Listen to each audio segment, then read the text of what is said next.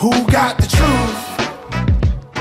Is it you? Is it you? Is it you? Who got the truth now? Is it you? Is it you? Is it you? Sit me down, say it straight. Another story on the way. Who got the truth? Welcome back to episode 9 of Acquired, the show where we talk about technology acquisitions that actually went well. I'm Ben Gilbert. I'm David Rosenthal. And we are your hosts.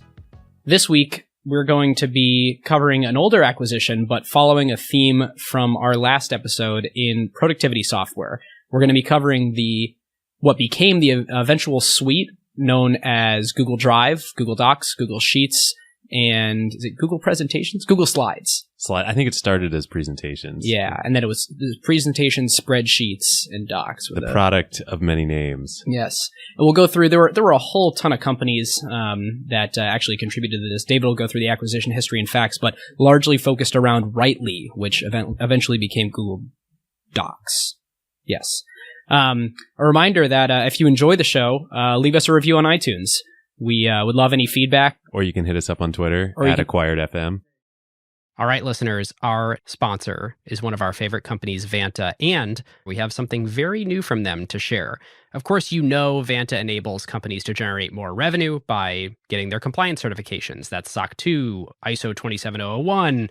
But the thing that we want to share now is Vanta has grown to become the best security compliance platform as you hit hypergrowth and scale into a larger enterprise.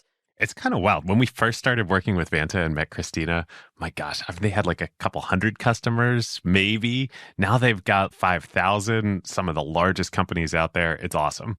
Yeah, and they offer a tremendous amount of customization now for more complex security needs. So if you're a larger company and in the past you showed Vanta to your compliance department, you might have heard something like, oh, well, we've already got a compliance process in place and we can't integrate this new thing.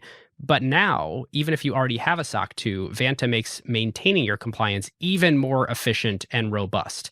They launched Vendor Risk Management. This allows your company to quickly understand the security posture of the vendors that you're choosing in a standardized way that cuts down on security review times. This is great. And then on the customization front, they now also enable custom frameworks built around your controls and policies. Of course, that's in addition to the fact that with Vanta, you don't just become compliant once, you stay compliant with real-time data pulled from all of your systems, now all of your partner systems, and you get a trust report page to prove it to your customers. If you click the link in the show notes here or go to vanta.com/acquired, you can get a free trial.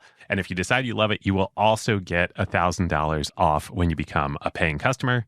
Make sure you go to vanta.com/acquired. Now let's dive into the show. David, you want to do acquisition history and facts? As always, Ben. So, dear listeners, let's transport back in time to the mid-2000s. Web 2.0 era is in full swing. Ajax, the browser technology that enabled live dynamic updating of websites, had just come out. And a group of technologists from Intuit had decided to start a little crew to dabble in what they could do with Ajax. And so they founded a company that they called Upstartle. I love that name. So bubble. So Web 2.0. And they ran through a couple projects and landed on a product that they called Writely. And it was collaborative document editing in the cloud. I don't know if they called it that at the time. Yeah, which now seems so table stakes. Absolutely. Founded by Sam Shalas, Claudia Carpenter, and Steve Newman. And they worked on it for a couple years. It was in beta. They had a few thousand users. And then in March 2006, Google announces that they had acquired the company for an undisclosed amount, rumored in the $10 million range. What's interesting, they'd only hired one person over those 2 years. So it was the three founders and one other former Intuit employee, Jennifer Mazan. And they all joined Google and became PMs in Google Docs. And what's interesting is that this was actually the second acquisition that Google had made in their online office productivity suite. The first was another company, a smaller company in New York called 2Web, 2Web Technologies, that they'd actually acquired in 2005 that was working on Excel 2Web.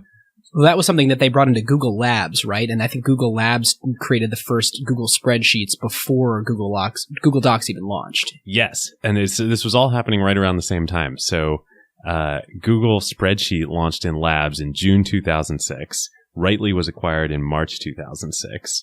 And then shortly thereafter, in the beginning of 2007, Google Docs, based on Rightly, was released publicly. Yeah, I think it was Docs and Spreadsheets were actually merged right around that time, and you could go to docs.google.com, and I remember the header actually said Google Docs and Spreadsheets, one big long thing, and it looked like they just kind of like took the Spreadsheets view and just interjected some of your docs in there, and you could sort by date, but that was pretty much all the integration they had. Yep.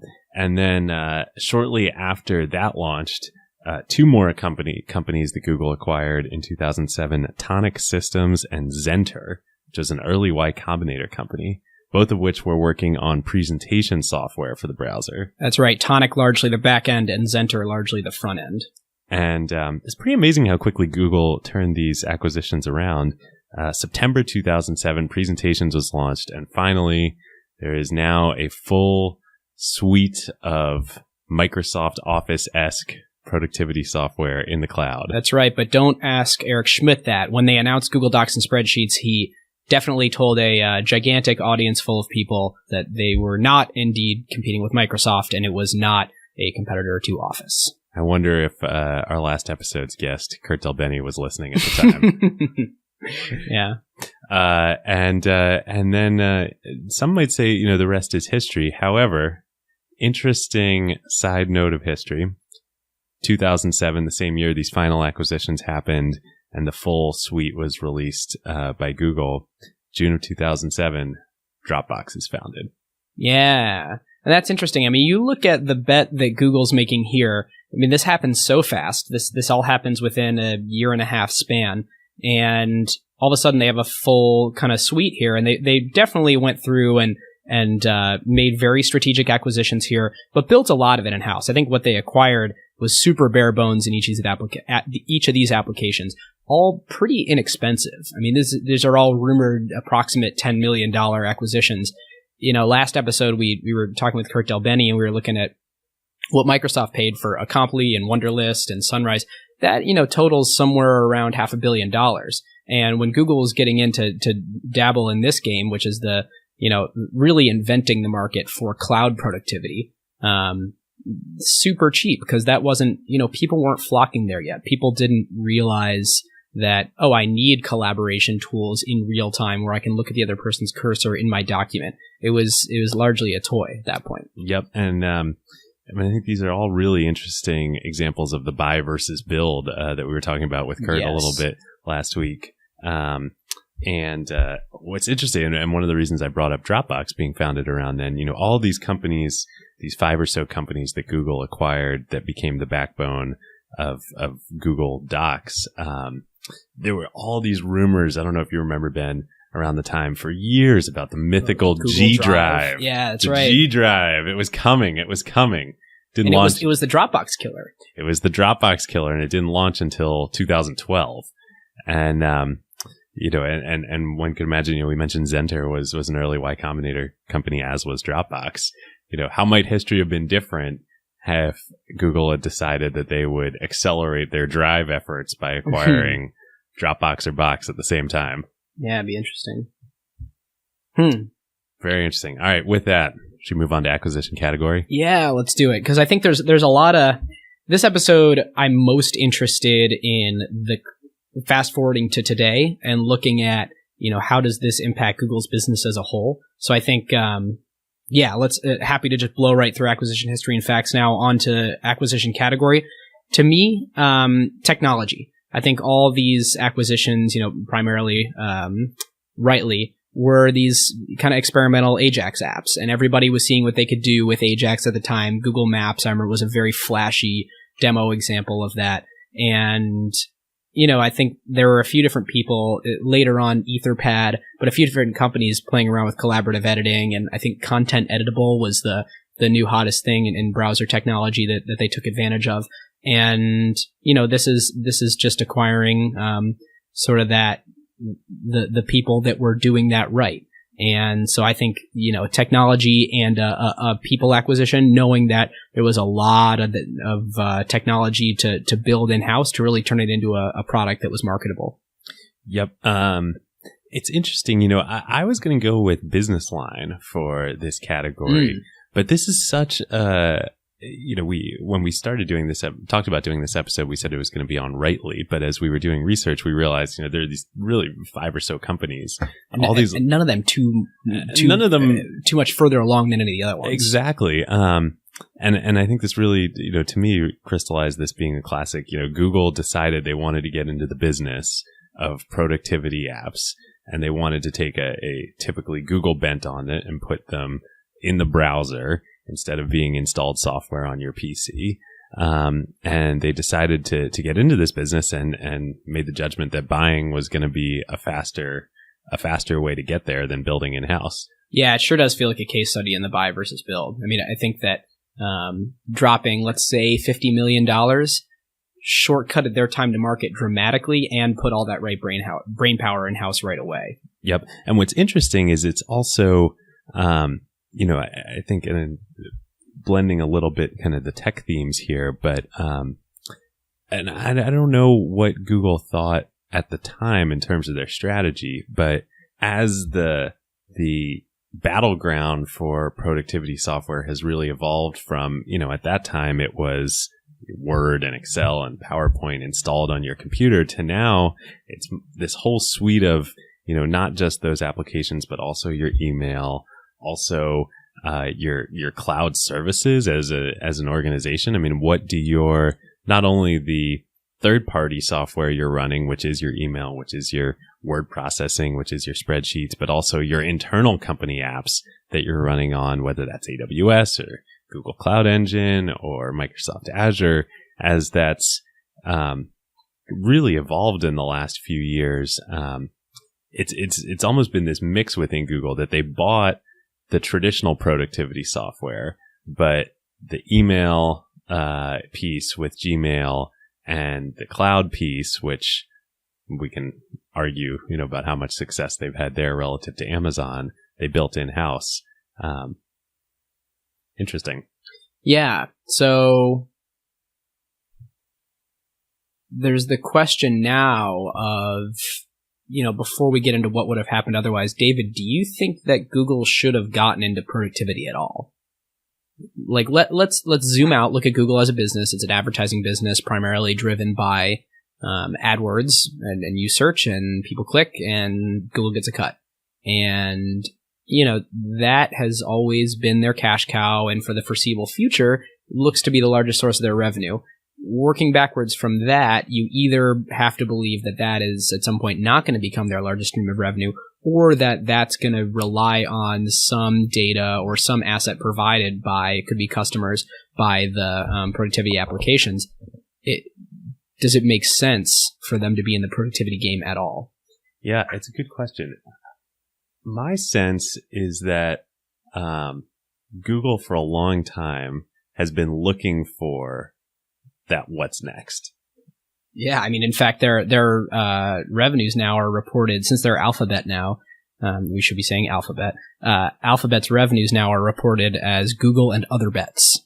Like, they're so fascinated with this what's the next, widget, that they've restructured their entire company, their reporting scheme, and their leadership structure around it. It's interesting, and Microsoft had this challenge too for a long time. I mean, they were the Windows company, the operating system company for a long time. Yeah. And I think perhaps longer than a lot of people would have expected, that has continued to be an incredible cash cow for them. But now we're in the throes, as we talked with Kurt last week about, what is Microsoft today? It's, a mobile first, cloud first company. It's not an operating system, an office company. And for Google, they're the search company. They've been the search company now for nearly 20 years. And when did... Wow, I feel old. Yeah. Not quite 20 years, but 18 years. Google is going to college, Google's graduating from high school this year, and they're going to college. If we had a coin name for naming episodes, that's what we'd name this one. And I think this is a big part of the question of what does Google want to be when it grows up. And actually, I think a relevant other acquisition, flashing forward to today, Google recently acquired a company called Bebop, which was founded by Diane Greene, who was the founder of VMware. And Diane was on Google's board. And Bebop was nominal. They hadn't released their product. It was still in stealth, but nominally making, productivity software for the enterprise. Now, I don't think it was Word and Excel type productivity software, but it was software, helping enterprises build their applications. And Diane is now taking over the entire cloud business for Google, which includes all of Google Apps and Google for Work. Yeah, it's interesting. Well, two directions I want to go with this. The first one is, okay, maybe they've been obsessed with big bets the whole time. I mean, Google itself, the core Project Backrub, the whole academic research project into organizing the world's information and releasing the best search engine and the one that's the most sustainable on an ongoing basis. That was an enormous bet. And I think that now they're thinking totally crazy with these moonshot ideas. When they started with Google Docs in 2006, like, they weren't doing self-driving cars, and they weren't doing balloons that deliver internet, and they weren't doing a lot of these huge projects. So maybe this felt like a possible big bet to them for the future of their company, looking at Microsoft and seeing that productivity of that era was such a cash cow, and is just now sort of dwarfed by how big they're thinking with all their current big bets. And this was sort of like an early on possible big bet that we're seeing that's sort of legacy. Like, I'm not sure Google would go into this space starting today. Yep. I agree. But it's interesting to go back to that time, and I wonder if Google, sitting here today in 2016, Microsoft, as much as they've had a resurgence in the last couple of years, they're not as relevant in terms of the most important strategic players into landscape and technology. But going back to the mid 2000s with Google looking at Microsoft, and I wonder if they saw the Windows Office, two legs of the stool, the non-balancing stool, and thought, gosh, those two core businesses in an operating system and productivity. And they thought about themselves and said, if we want to be like Microsoft, our analogy Search for and operating systems is search. We're the operating system of the web. What is the productivity on the web? And when you think about when they started Google Docs, that was what it was, and still is to a large extent to this day. Yeah, it makes total sense in that context. And I think that, if we're looking at this like 3 to 5 years ago rather than looking at it today, I'd be sitting here preaching or I guess singing the praises of Google as this is one of the most classic examples ever of low-end disruption.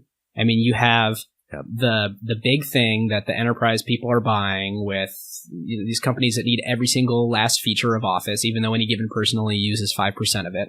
And most of them use the same 5%, but you need all those features because that's how you get the big enterprise contract. As you know well, did you stuff all 100% of those features into Office for iPad? No, it was fun. We got to rethink the lightweight productivity, we called it, which is super fun. But in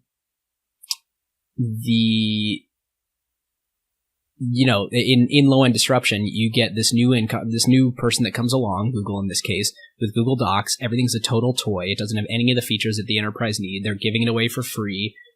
But like at the end of the day, there's so many people that look at that real-time collaboration available on the web, cloud storage as like, wait, this is way more important to me than all those old things that colloquially everyone believed were necessary. And I think the difference of where we're sitting today from a few years ago is I don't think it fulfilled its low-end disruption promise of unseating the incumbent. I mean, I was all braced and ready for Office to become less relevant. and Google Docs to be the future, and them to slowly add on the rich feature set that people would call the new incumbent. Yeah. But- and so let me ask you, I'm curious. You guys started Pioneer Square Labs in 2015. Uh-huh. Do you have on either your computers or via Office 365 Word, Excel, and PowerPoint? We do because of BizSpark. BizSpark is the Microsoft program that makes a lot of their software available for free to startups. Startups, interesting. If you didn't have that, would you pay for those? Would you use just Google Docs? At least a couple of us would, just because any of our legal documents are going to be changed in Word, and that needs to be have perfect rendering. There are definitely still industries that require high fidelity, perfect rendering of documents. Yep. But anything that I open that when I'm writing like a quick feature spec or like a one pager on an idea or a welcome document that we're going to send out to new users of our application or anything like that, it's all Google Docs. So, I mean, really, I'd say like anything that I start from scratch these days is Google Docs. It's Google Docs. The other direction that I wanted to go with that is when we were talking with Kurt last week, and something that's become completely obvious with Amazon's earnings breaking out AWS, that Azure is very much the future for Microsoft. AWS is already as profitable as an independent business as their entire e-commerce business is in a much shorter time period. For Amazon. Sorry. Microsoft yeah. wishes it were part of Microsoft. Well, yeah. So Microsoft with Azure, Amazon with AWS. A lot of interesting news in the last couple of weeks with Google and Google Cloud Platform. I think there was some news that Apple was moving there. It's actually been a tremendous amount of news in the last couple of weeks. Apple developing their own internal cloud or their own cloud hardware. Apple developing their own hardware to put in their own data centers and run their own cloud infrastructure. Yep. Dropbox doing the same thing. Yep. But I guess where I'm going with this is, in these cloud services, you kind of have these three layers: infrastructure as a service, platform as a service, and then software as a service. Each of these three players, Microsoft, Amazon, and Google, have all the layers of the stack. They started in different places. Amazon kind of with infrastructure, Microsoft with all the way up with software, and Google with originally Google App Engine with platform as a service. Yep. Do you think that as all of these businesses are betting on that being the cash cow of the future, do all of them need all of the layers? Or would Google be fine without productivity software and the software as a service It's layer? interesting. This gets a little bit into, maybe I'll just jump into it, my sort of tech theme. As we've been describing, all of Google's strategic decisions around this business probably made perfect sense to them when they made them in the mid-2000s and even up until a few years ago. But the landscape has changed and the battleground has changed for what productivity is. And that's why I brought up, why you brought this up now and why I was mentioning earlier the sort of cloud and the infrastructure layer. And I think, Ben, the answer to your question is no. And I think one need look no farther than AWS to see that. I mean, AWS started as infrastructure. That's what they do. And of course, they've moved up the stack and added other things, but they aren't offering email. I think there is some Amazon email, but like nobody uses it. Not as serious, yeah. And yet they're still, at least in, inning number, maybe we're in inning number 2 of the cloud now. They're pretty far and away, the leader. And it's interesting to think about, like, what could Google have done rather than copying the Microsoft strategy in the mid-2000s of, okay, we've got the quote-unquote operating system, now we're going to do productivity. What if they had instead fought Amazon more directly at that point on the infrastructure layer, or gone with another aspect entirely? Well, yeah, it's interesting. I think with Google App Engine, you were locking yourself into like Google's proprietary data storage, and you had to use Python. It was like when you were looking at the cloud services in inning number 1 or the top half, the choices, it like wasn't apples to apples at all, because you're like, well, I'm going to either build for Google App Engine or I'm not. I don't really get choices around that. Or Amazon, it looks like, gives me just one level of abstraction above running my own server. which I think is what I want. Yeah. And like, it was interesting how those two companies made enormously different bets there, and Amazon won And you look out. at the diversity of companies and enterprises and workloads that have adopted Amazon over the past few years. And you mentioned Dropbox moving off of Amazon, but for the longest time, Dropbox, Amazon kind of won the first round of this fight across productivity because everybody used AWS. Dropbox Right. paid the Amazon tax. There's a great Stratechery article, which, as our listeners know, we are both big fans of Ben Thompson. But his article last week on the Amazon tax is just fantastic. Yeah. Yeah. And I before we move off this point, I want to revisit when I say that the low end disruption machine sort of failed. Obviously, people use Google Docs all over the place. We even talked about how it's my go-to. For the longest time, but it hasn't become a great business for Google. No, that's the thing. Like there's been stagnation in Google, the adoption of Google Apps in the enterprise in a way that if they were really displacing the incumbent, disrupting the incumbent, the world would have moved to whatever their new set of features and new sort of market they were creating. The world would have needed those things. And that's not necessarily true from a monetization perspective. Yep. And instead, actually, to bring back to our last episode, what you've seen happen is this resurgence of Microsoft, of the original winner in this space, with granted some expensive acquisitions that they've made, as we discussed last week, $500 million or so in total. But Office 365 and now, Outlook, and Outlook Mobile, through Acompli are winning huge share. Yep. There's I gotta find this real quick. There was an interesting, point made. Here we go. About a year and a half ago, Google Apps had double the market share of Microsoft's cloud offering, according to a research report by BitGlass. It was 16% versus 8%, then a whole bunch of people still using on-premise productivity and email software. More recently, about 6 months ago, Office 365 had jumped ahead of Google Apps, 25% versus 23%. And it's a thing where Microsoft got their act together in Office 365 and building the cloud productivity tools. And to be honest, I worked on what was then Office Web or Word Web App before they were called Office Online. It's actually my internship at Microsoft, and it was a joke compared to Google Docs. I was writing specs and looking at Google Docs for how did they do it as a reference, and then figuring out, can we do it better?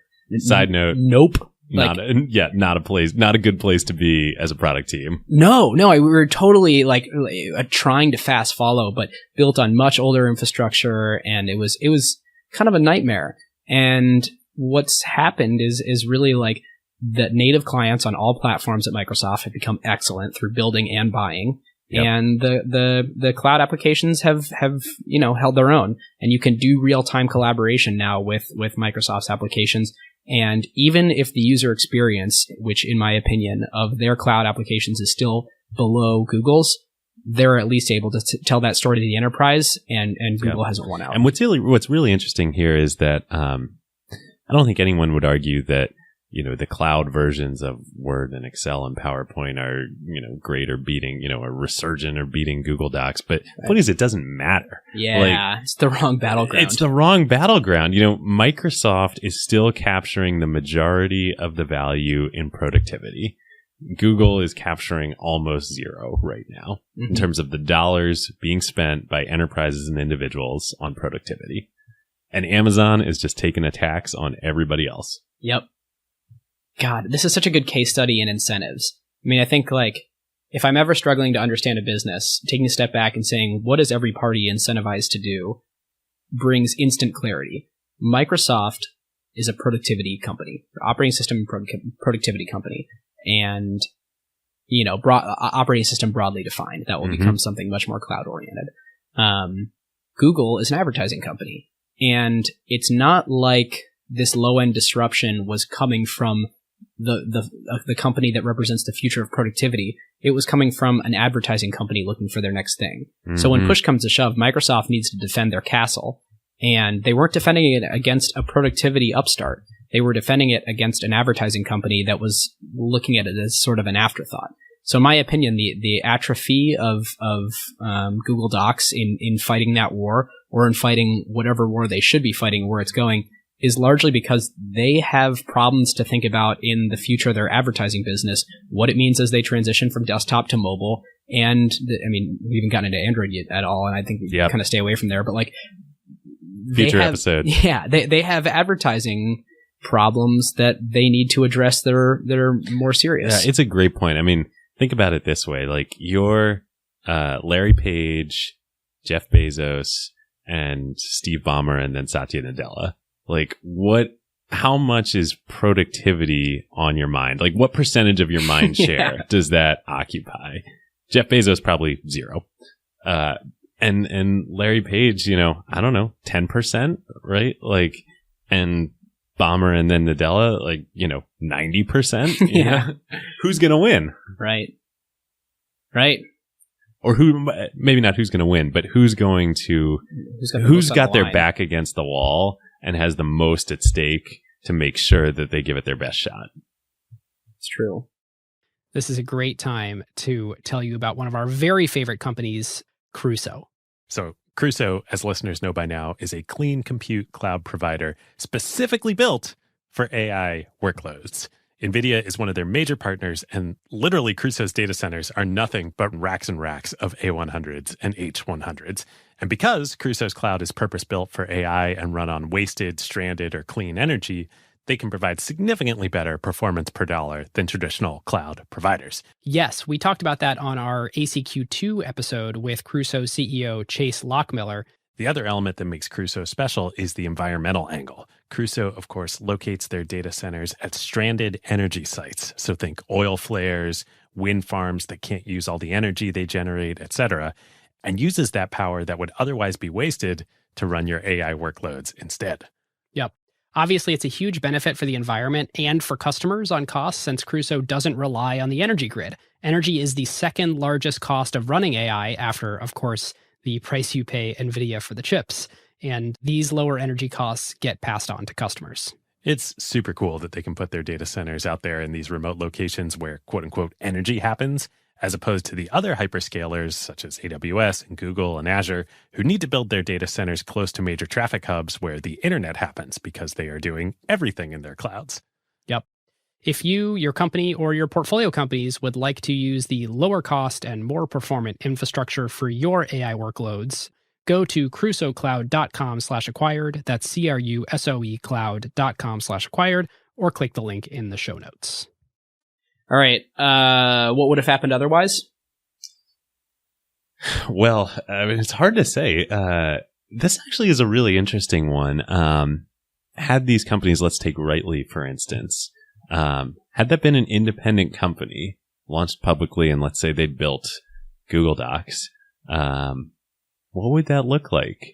Yeah, it's interesting in thinking about the incentives. Like, then would we have had a true low-end disruption event where, you have a true new productivity company going after an old dinosaur? Or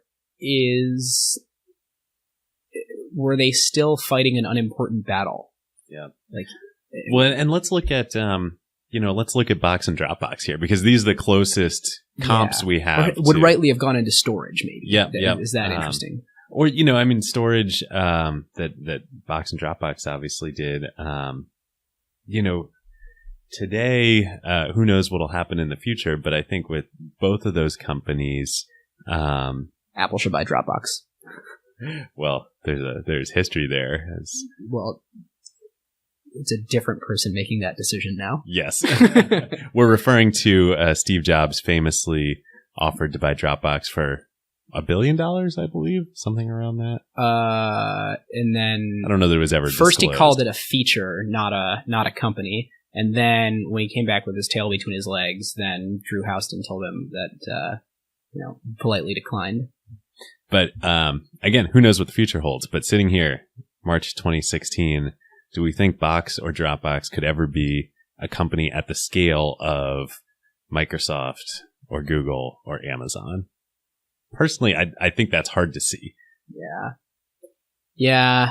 Oh man. If it does go that direction, it's Box going the Microsoft route and Dropbox pioneering some new. Well, they need consumers to pay, which is a really hard thing to do for utility file storage thing like that. But if a mythical Rightly or Upstartle still existed, yeah, would that be more of a contender than a storage focused company? yeah. Perhaps what happens is Dropbox buys Upstartle, and then you have a true, the Microsoft equivalent of OneDrive and Word Online. Yep. And that is sort of the productivity Which stack. Clearly, Dropbox has, had these thoughts as well. I mean, they bought Mailbox and they bought several other companies. God, that is a company that's not good at acquisitions. Future episode. Yeah. All of Dropbox's body's buried. That's mean. Yeah. Yeah. All right. I already did my tech theme. When you want to talk about, Ben? I'd written down that I wanted to draw the parallel to classic low and disruption. So I think we've beat that one pretty good. All right. Should we do conclusion? Yeah. And then we've got one more section that we're adding on. Yes. We'll get to that in a minute. Yeah. Stay tuned. So I gave YouTube a C. And that's become a money pit for Google, at least to, I think it's a relatively break-even business, but God, is that thing expensive to run. Yep. This, not terribly expensive to run, not terribly expensive to buy. Probably expensive from a manpower perspective. Like it probably just takes a lot of engineers to keep this thing going and develop it, but Google does make money on. So I think the business unit of Google Apps for Business is self-sustaining. I'm going to also give it a C, but more because I think it is a distraction for Google, and less because I think it's not expensive in terms of dollars. I think it's expensive in terms of opportunity cost of attention. Yeah.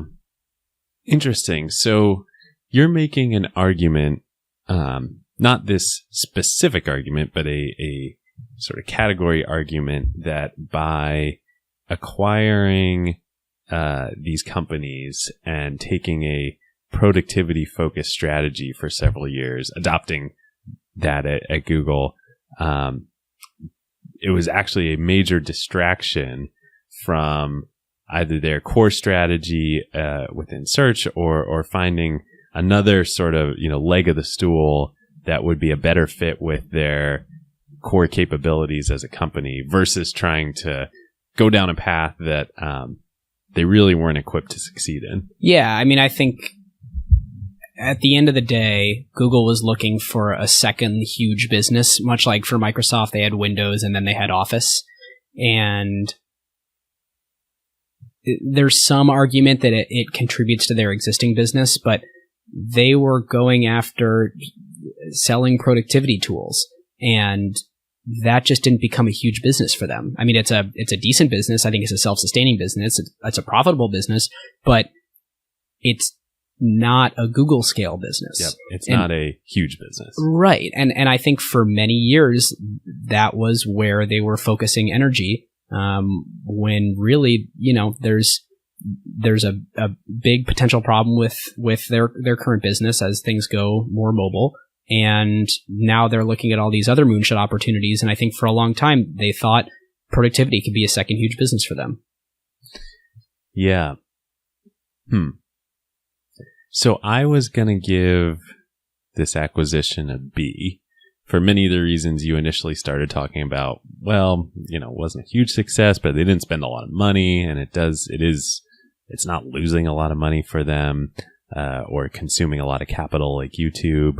But I think I'm convinced by your argument, because for technology companies where you operate in this battlefield every day where there's this huge fog of war, and it's very, uncertainty is a way of life. The sort of one resource that you have that's most important for startups and big companies alike, even Apple and Google and Microsoft and Amazon, is your focus. And this was a pretty major dilution of focus for Google for a long time. Obviously, they've been very, very successful in things like search and Android and many others. But that resource is very precious. And for both of us working with startups, this is what we coach founders all the time. Focus, focus, focus. This is the most important thing. It's all that you have as a startup. I think I'm convinced, Ben. I'm going to go B-. Still more generous than me. All right, so we have a new section, and this is a section where we talk about things that a media or a movie or a TV show or something we're reading or a book or a new publication or something we find fascinating. And in true lingo, we're calling this the carve out. So I will start with my carve out from this week. And actually, we'll call it since the last episode. Bill Simmons launched The Ringer. And for those of you who are not subscribed to The Ringer, it's totally sports focused, but it's really the kind of crown jewel of the Bill Simmons media empire. I think after Grantland, after his, for those of you who don't know, Bill Simmons partnered with ESPN to launch Grantland, which was incredible long form content about sports. And it was like the most incredibly well written prose about sports you could ever read that would take you on this journey and make comparisons to pop culture and an event that happened 50 years ago and truly relatable. And Bill Simmons is a gift as a writer. And we saw him launch a podcast and finally The Ringer, which is the thing that has it's starting as an email newsletter and a website, but it's a very small staff and it's a kind of a new media publication that that Bill Simmons has launched after the tumultuous shutdown of Grantland by ESPN, as has probably made sense. It's a very expensive property, but I'm going to read a quote from the first email that went out. Bill introducing The Ringer, and he does this great little section where he talks about all the names that it could have been, and this is just one of the reasons why he's a great writer to read. But he's talking about several of the names, and the paragraph ends with Upper Echelon. Sounds like a hedge fund. Barnstorm sounds like a horse that would be favored to win the Kentucky Derby. Side 2, too insider. Grant World, too ludicrous. F off ESPN, too easy. Too easy. And I think just rarely do you ever get a startup talking about like their ridiculous naming meeting. The first email includes the classic photograph of the whiteboard with all the potential names crossed off. Nice. It's just like it's some of the most relatable writing. Even if you're not a sports person, it's just incredibly entertaining and it ropes you in. I'll love it. I should say too, the part of the inspiration for the carve out was my wife Jenny introduced me to two of Slate's podcasts, the Political Gab Fest and the Culture Gab Fest, both of which are excellent, and they both do a segment like this. So shout out to Slate and thank you to them. So my carve out for the week is something that I think it picks up on a lot of themes from our show going back to our very first episode. And I just finally finished, crossed off my reading list, Creativity Inc., which is the Pixar book by Ed Catmull. It is fantastic. One of the best books I've read, certainly this year, but in the past few years, best nonfiction books. And ordinarily I'm pretty tough on sort of business books. And they can often be trite and repetitive. This was none of those things. And I think listeners, if you enjoy our show, you will love this book. And the one thing I would say from it, there's just so many good stories from, Steve Jobs stories to all the Pixar history. But just general management lessons and startup lessons. But my favorite part of it is talking about the creative process and managing that creative process, which obviously Pixar is so good at.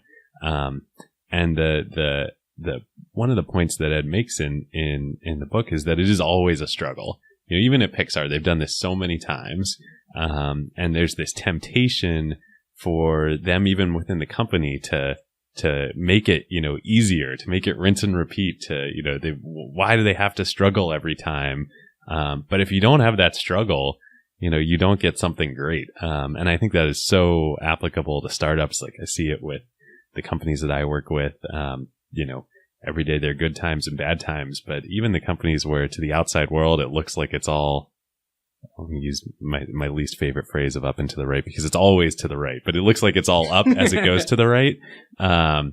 You know, inside, like, it's up and down every single day. And there are periods of just huge existential challenges. And one of the book talks about, like, every Pixar film, and every Disney film, since the acquisition, it's just had, you know, if you don't have this crisis, you know, it's very hard to make something great.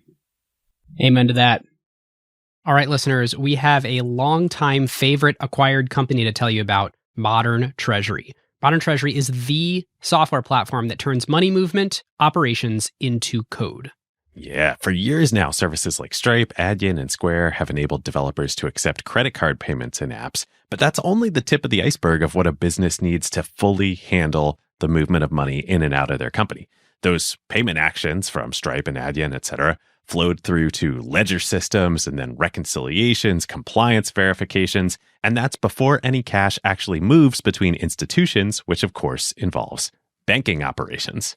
Yes, their APIs, of course, work with Plaid, Stripe, Intuit, etc., but also with their incredible banking partner network with over 30 banks, meaning that for the first time, you literally can turn your banking operations at any of those institutions into software.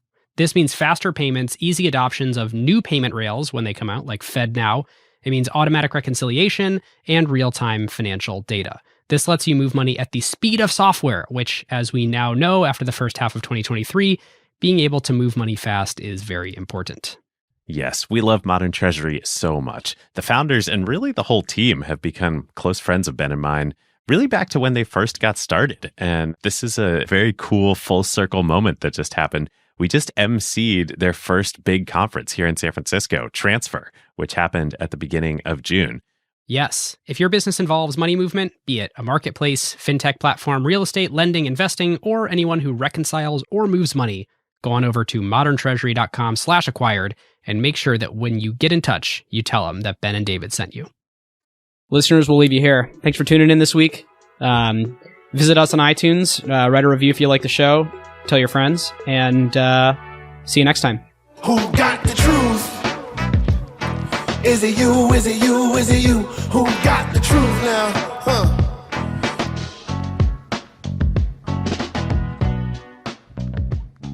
I should see what episode this is going to be. 10. 10. Easy. Who got the truth? Is it you? Is it you? Is it you? Who got the truth now?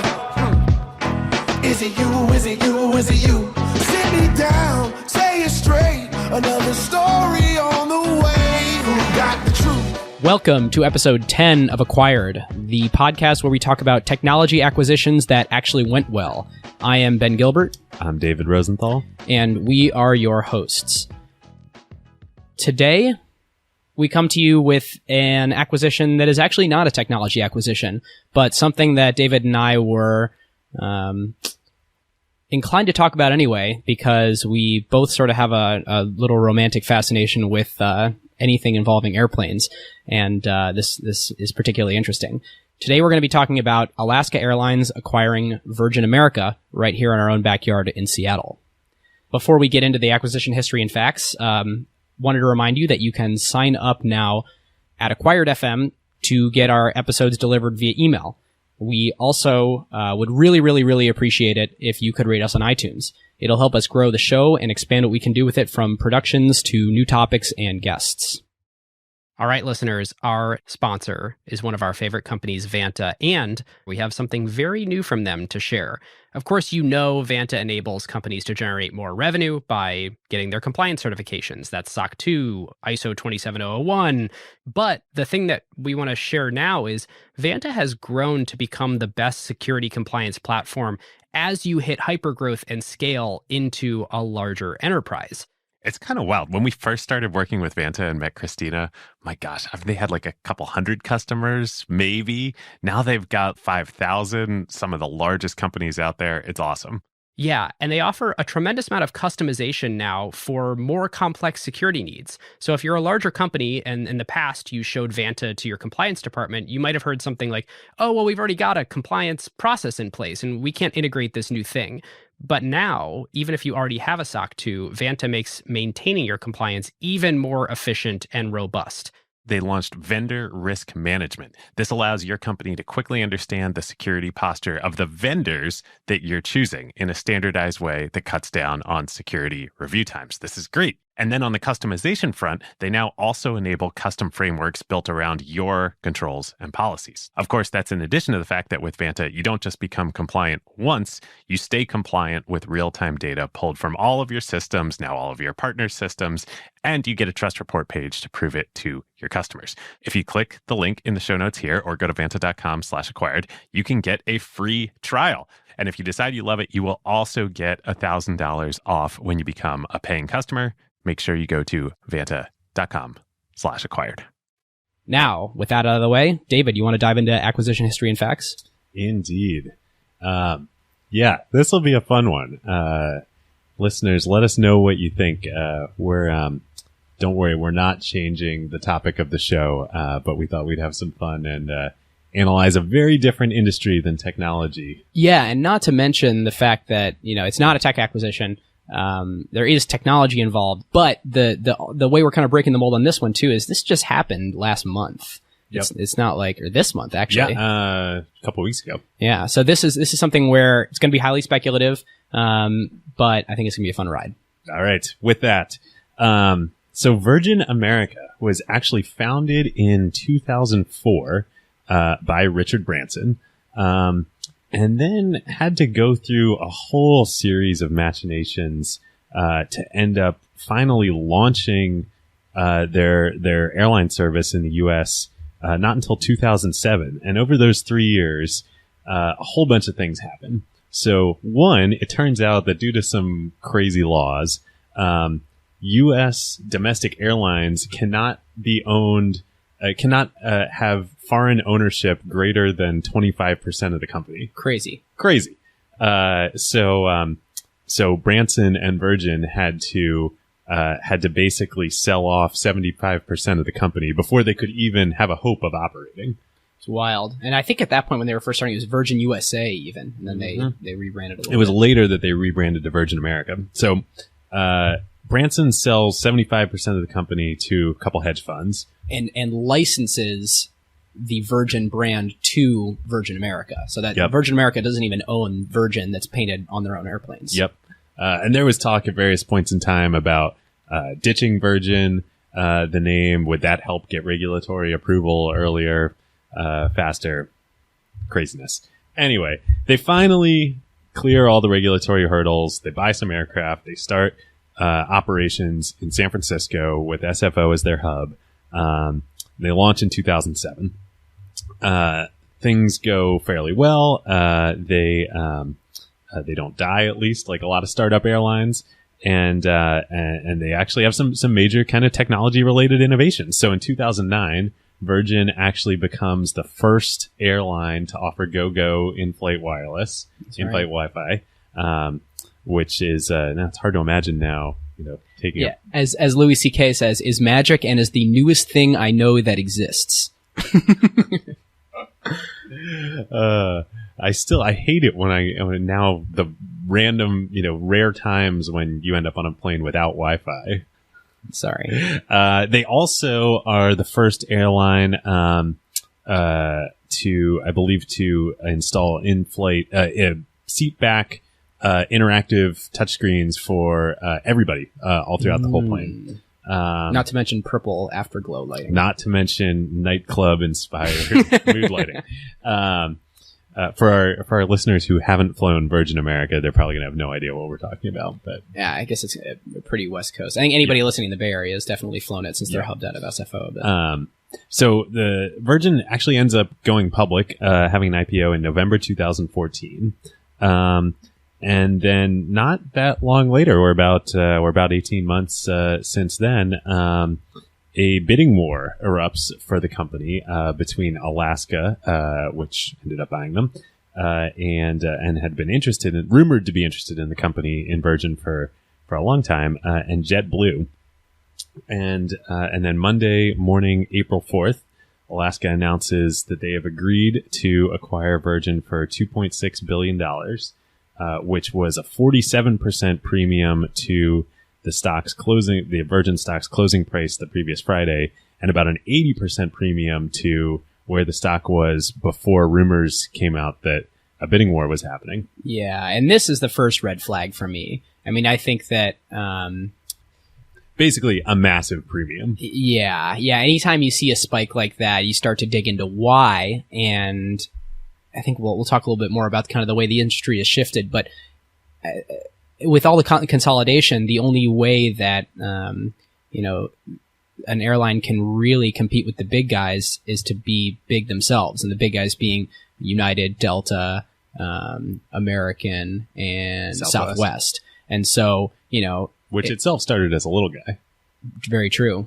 I think that's like the typical low end disruption case study. Yep. And they're really that's a great business and a really interesting story on its own. Yep. But I mean that clearly Alaska in trying to compete, there's a limited number of airlines that it could buy, and JetBlue clearly identified the same opportunity, and the result is this very, very inflated purchase. Yep.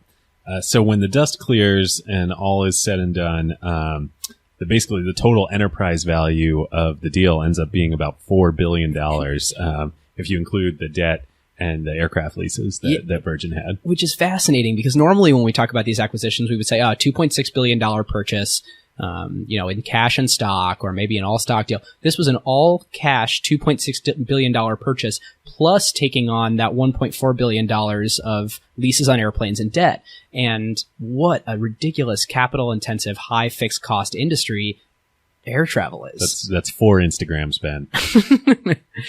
Wild. And then perhaps the craziest part about this deal is, again, relative to the technology sector. So it was announced a couple weeks ago on April 4th, 2016. Not expected to close until early 2017 at the latest.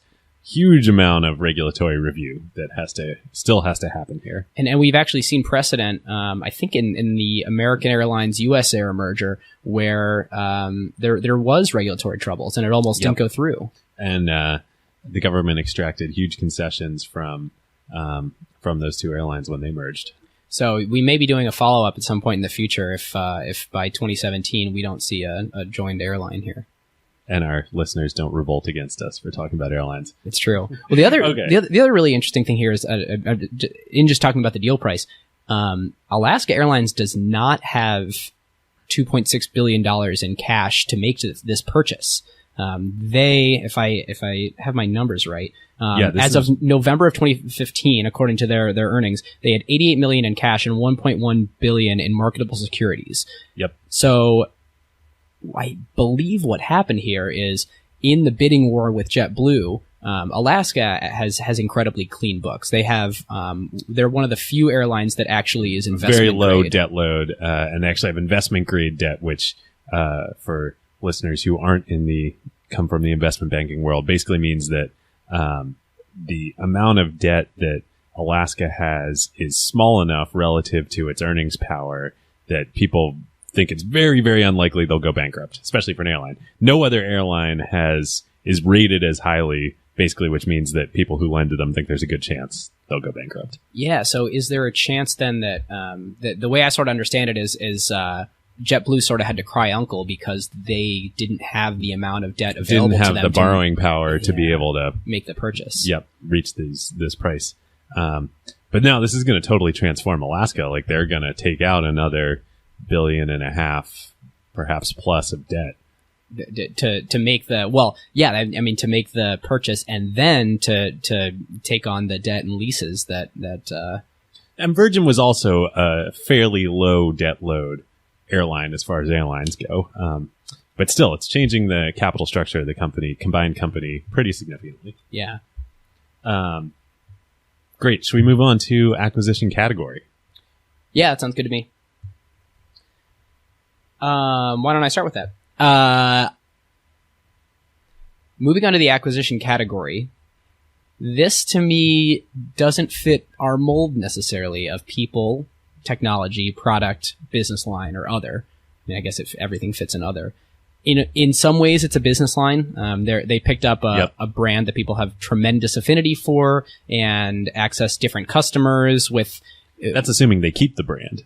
Well, yeah, and that's something we should talk about. Ultimately, though, what I think they're acquiring here is capacity. They identified the opportunity that they wanted to be the West Coast airline, and right now they don't have a meaningful presence in California. Yep. They're hubbed out of Seattle. They have very little San Francisco and even less LAX presence, and this gives them major capacity to kind of be the West Coast airline. Yeah, basically, if you look at if you think about kind of airline route maps that you see on the back of the cards and the back of makes your head seats, spin, but it's super makes cool your head to look spins. at. But it's usually it's like the spider web that emanates from a few major cities. The Alaska hub is Seattle, and there's a huge spider web coming out of Seattle to every country in America or to every city in America, and several international destinations, and then very few route pairs from other cities. And Virgin is the same thing, but just from SFO. So, in your opinion, then, well, before we get into that, how would you categorize the? So yeah, I was actually we hadn't discussed this beforehand, but I was going to go down the same path you are, and say in our framework this would fit closest to a business line, kind of like buying the local San Francisco airline and you're the Seattle, the local Seattle airline, but I actually think the best categorization is this is industry consolidation, which is in a super mature old school industry like the airline industry, very different from technology. You get these periods of consolidation where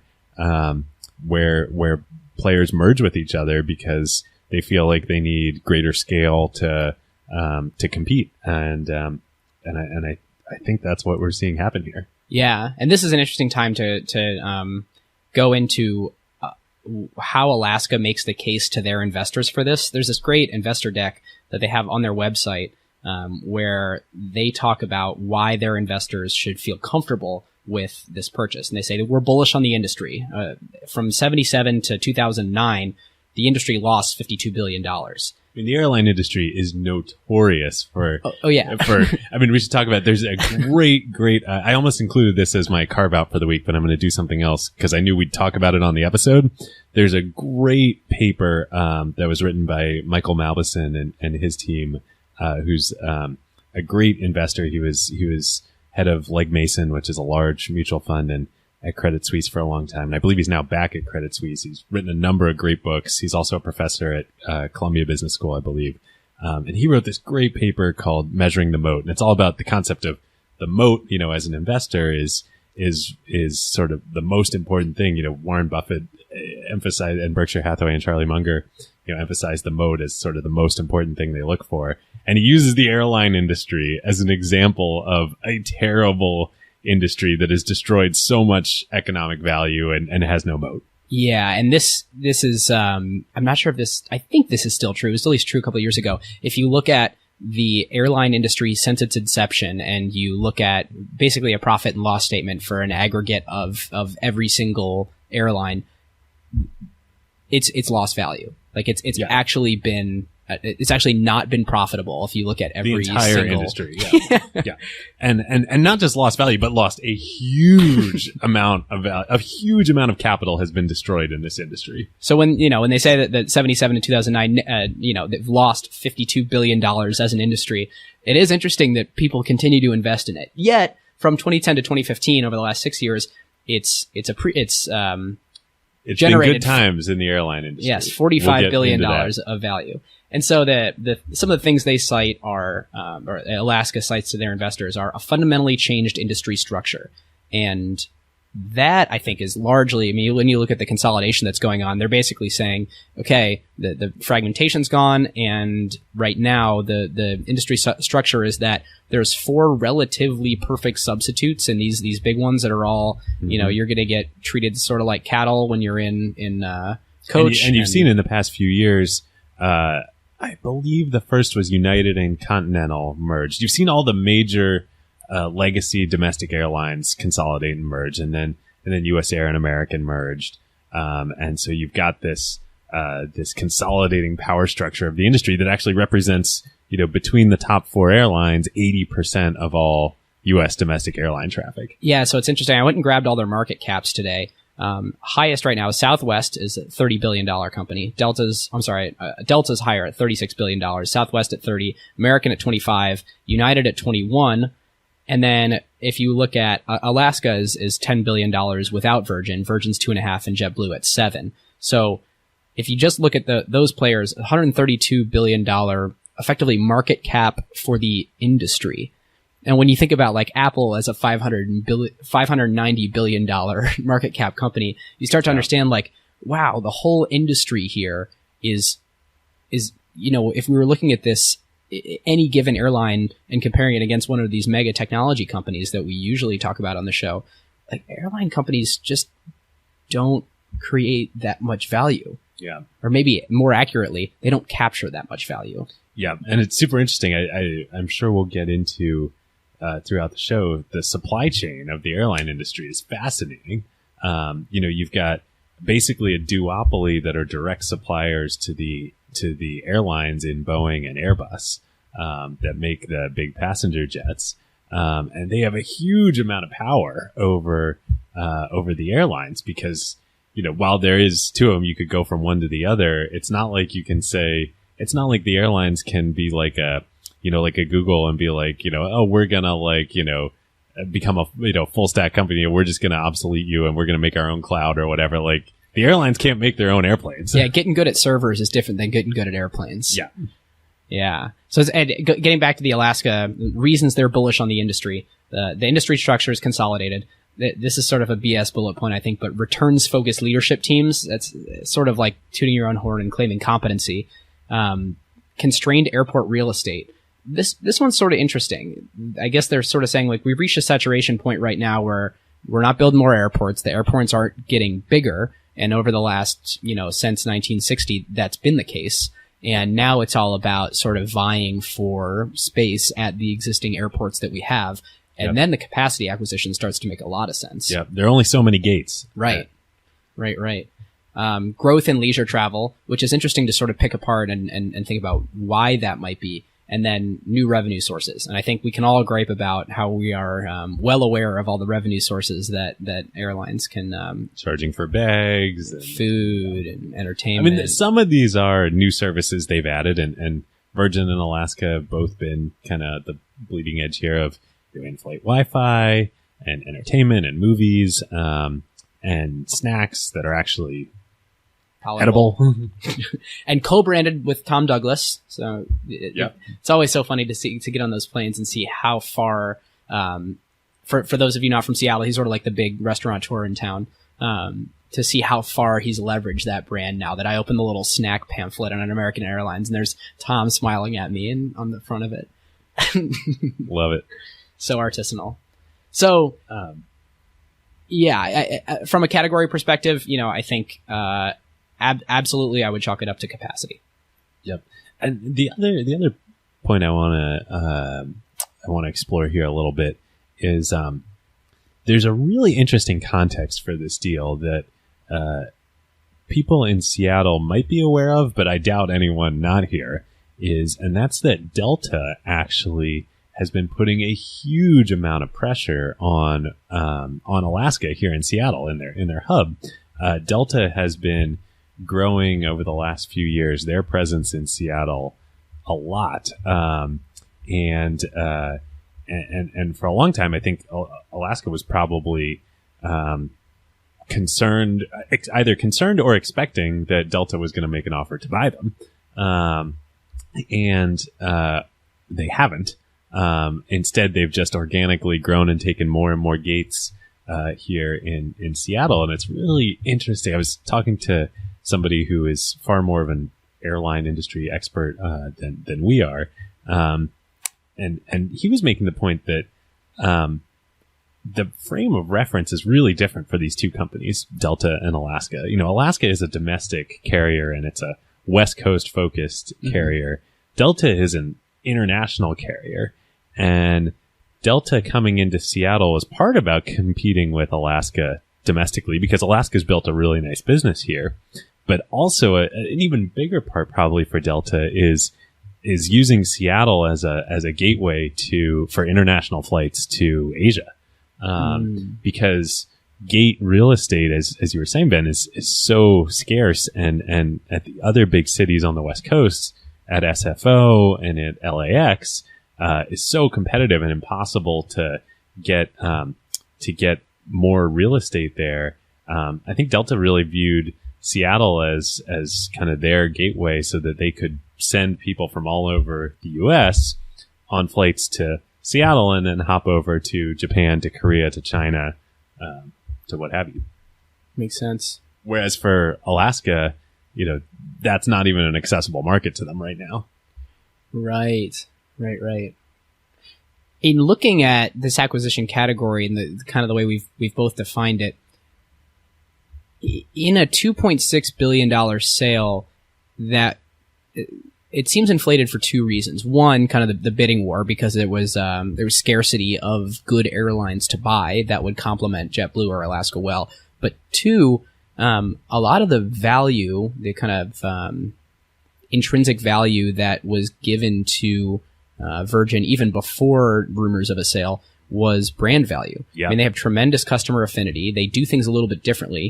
People who love Virgin love Virgin. I always have and a better people who experience. love Alaska too. It's true. But actually, those are two of my favorite airlines to fly. But Virgin is like notoriously different and better and feels premium, and that had to be factored into their market cap. And when you think about what they are going to be used for, I mean, Alaska announced that by 2018 they hope to be fully rebranded as Alaska. Hopefully they can learn some things from Virgin, and they've been watching them very carefully. But if they obliterate that brand, what was the point of paying a markup on a markup for capacity? Yeah, it's a great point. The Alaska brand, again, it was very good, especially in the airline industry on its own. I think, really was kind of like very professional. They had either the best in the industry or the best on the West Coast on time percentage. Lots of great, very, very business commuter friendly. And Virgin was like we joked earlier, like a nightclub on a plane. Lots of, it was the favored airline of me and all my classmates when we were in business school, and we can leave it at that. So then, one other thing that I want to bring up in that realm is payback period. So they cite Alaska cites that, they'll have $225 million of total net synergies at full integration. So what we can pull from that is that there will be $225 million of cost savings after they're fully integrated. So let's call that, 2018-ish. And that means that there's probably other value that they can create on top of that, like ability to create more revenue because they have these economies of scale, new things just on top of that. But that means that they have on this, if we look at the $4 billion as the figure, that's a 17-year payback period on this acquisition, just on the synergies. And, do we think that... Now, Virgin had earnings as well that would contribute to that, but 2 points I want to make, but go ahead. Yeah. No, go for it. I've pretty much made the point that, like, it seems like it's going to take a while to recoup the value. Any way you slice it, it's going to take a while. And I think there are two really head-scratching things about this merger that are really important, that some certainly industry experts are questioning, but Alaska hasn't talked a lot about.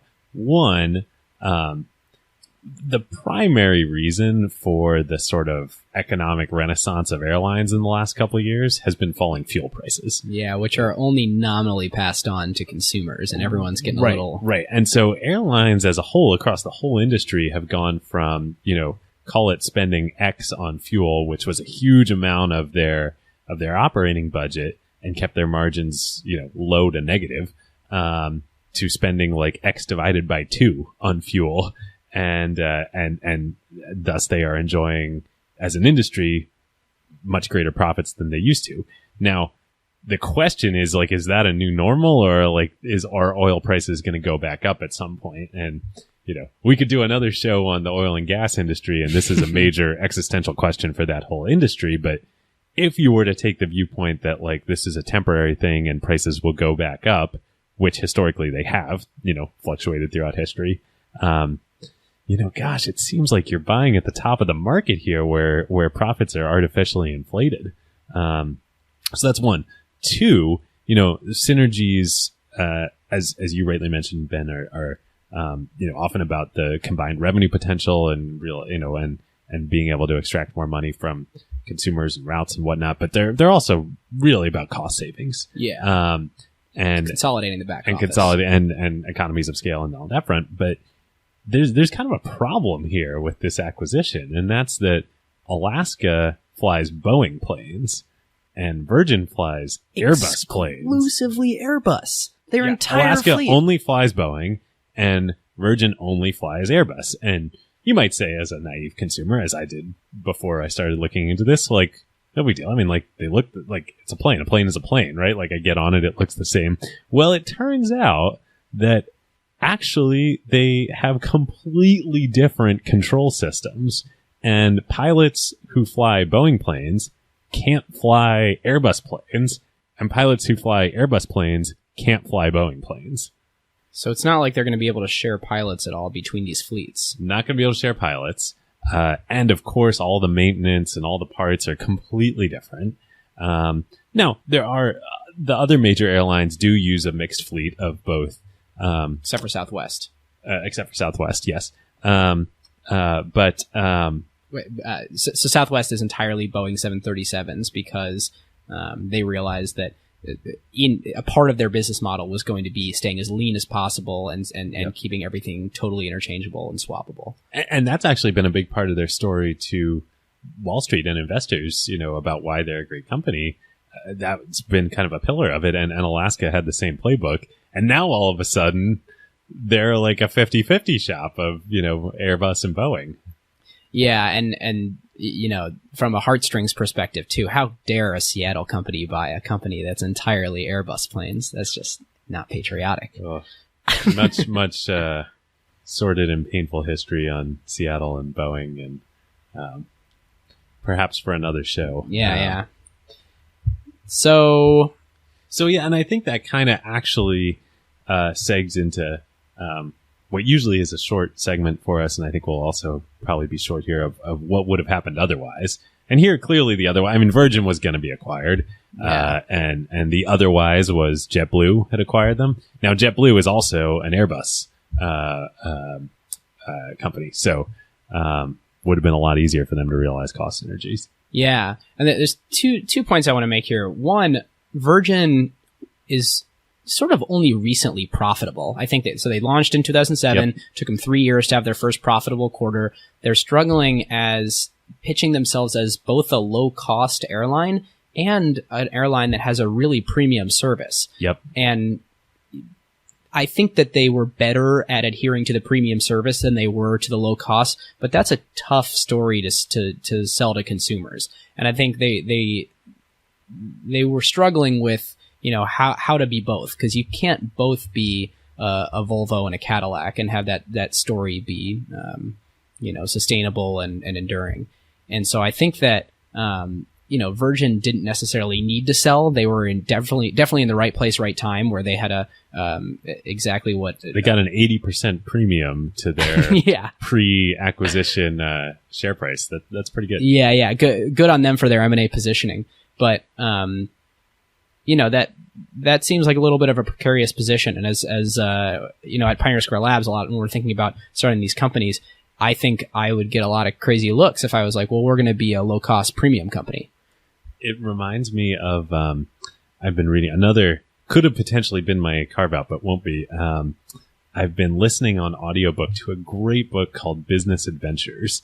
It's a classic. It's from, I believe it was written in either in the 70s, perhaps. It was recommended to me by a good friend, and I've been listening to it, and it's 10 vignettes of like more aptly titled business misadventures.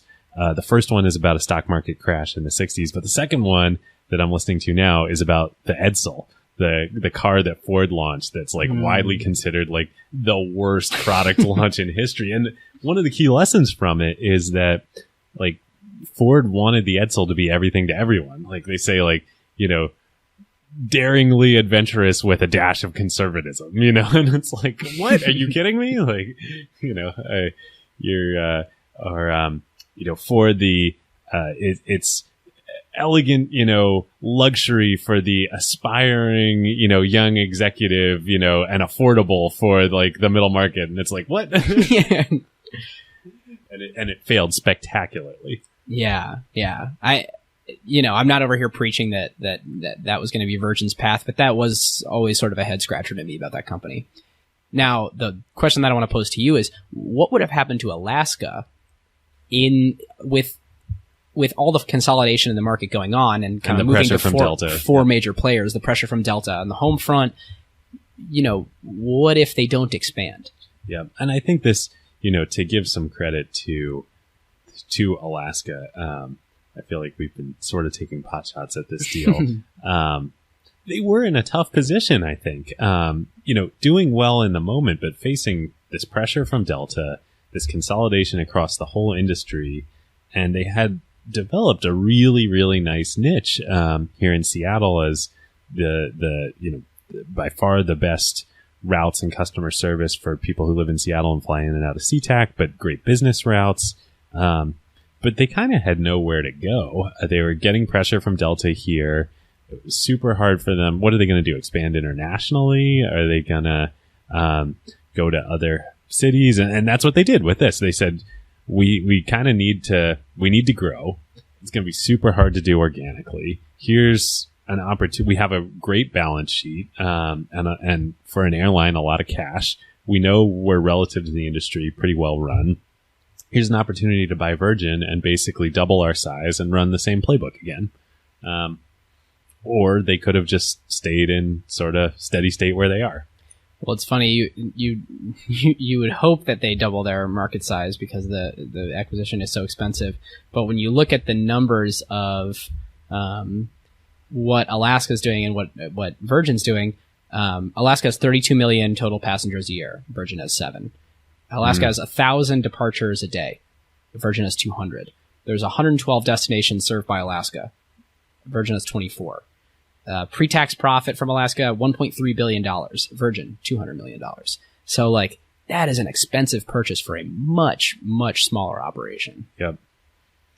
And a much smaller operation with no room to grow in San Francisco. Yeah. I mean, not just SFO, but the other airports in the Bay Area too, Oakland and San Jose, which are different. They're really commuter airports. Although, pro tip for Seattle to Bay Area commuters, never fly to SFO.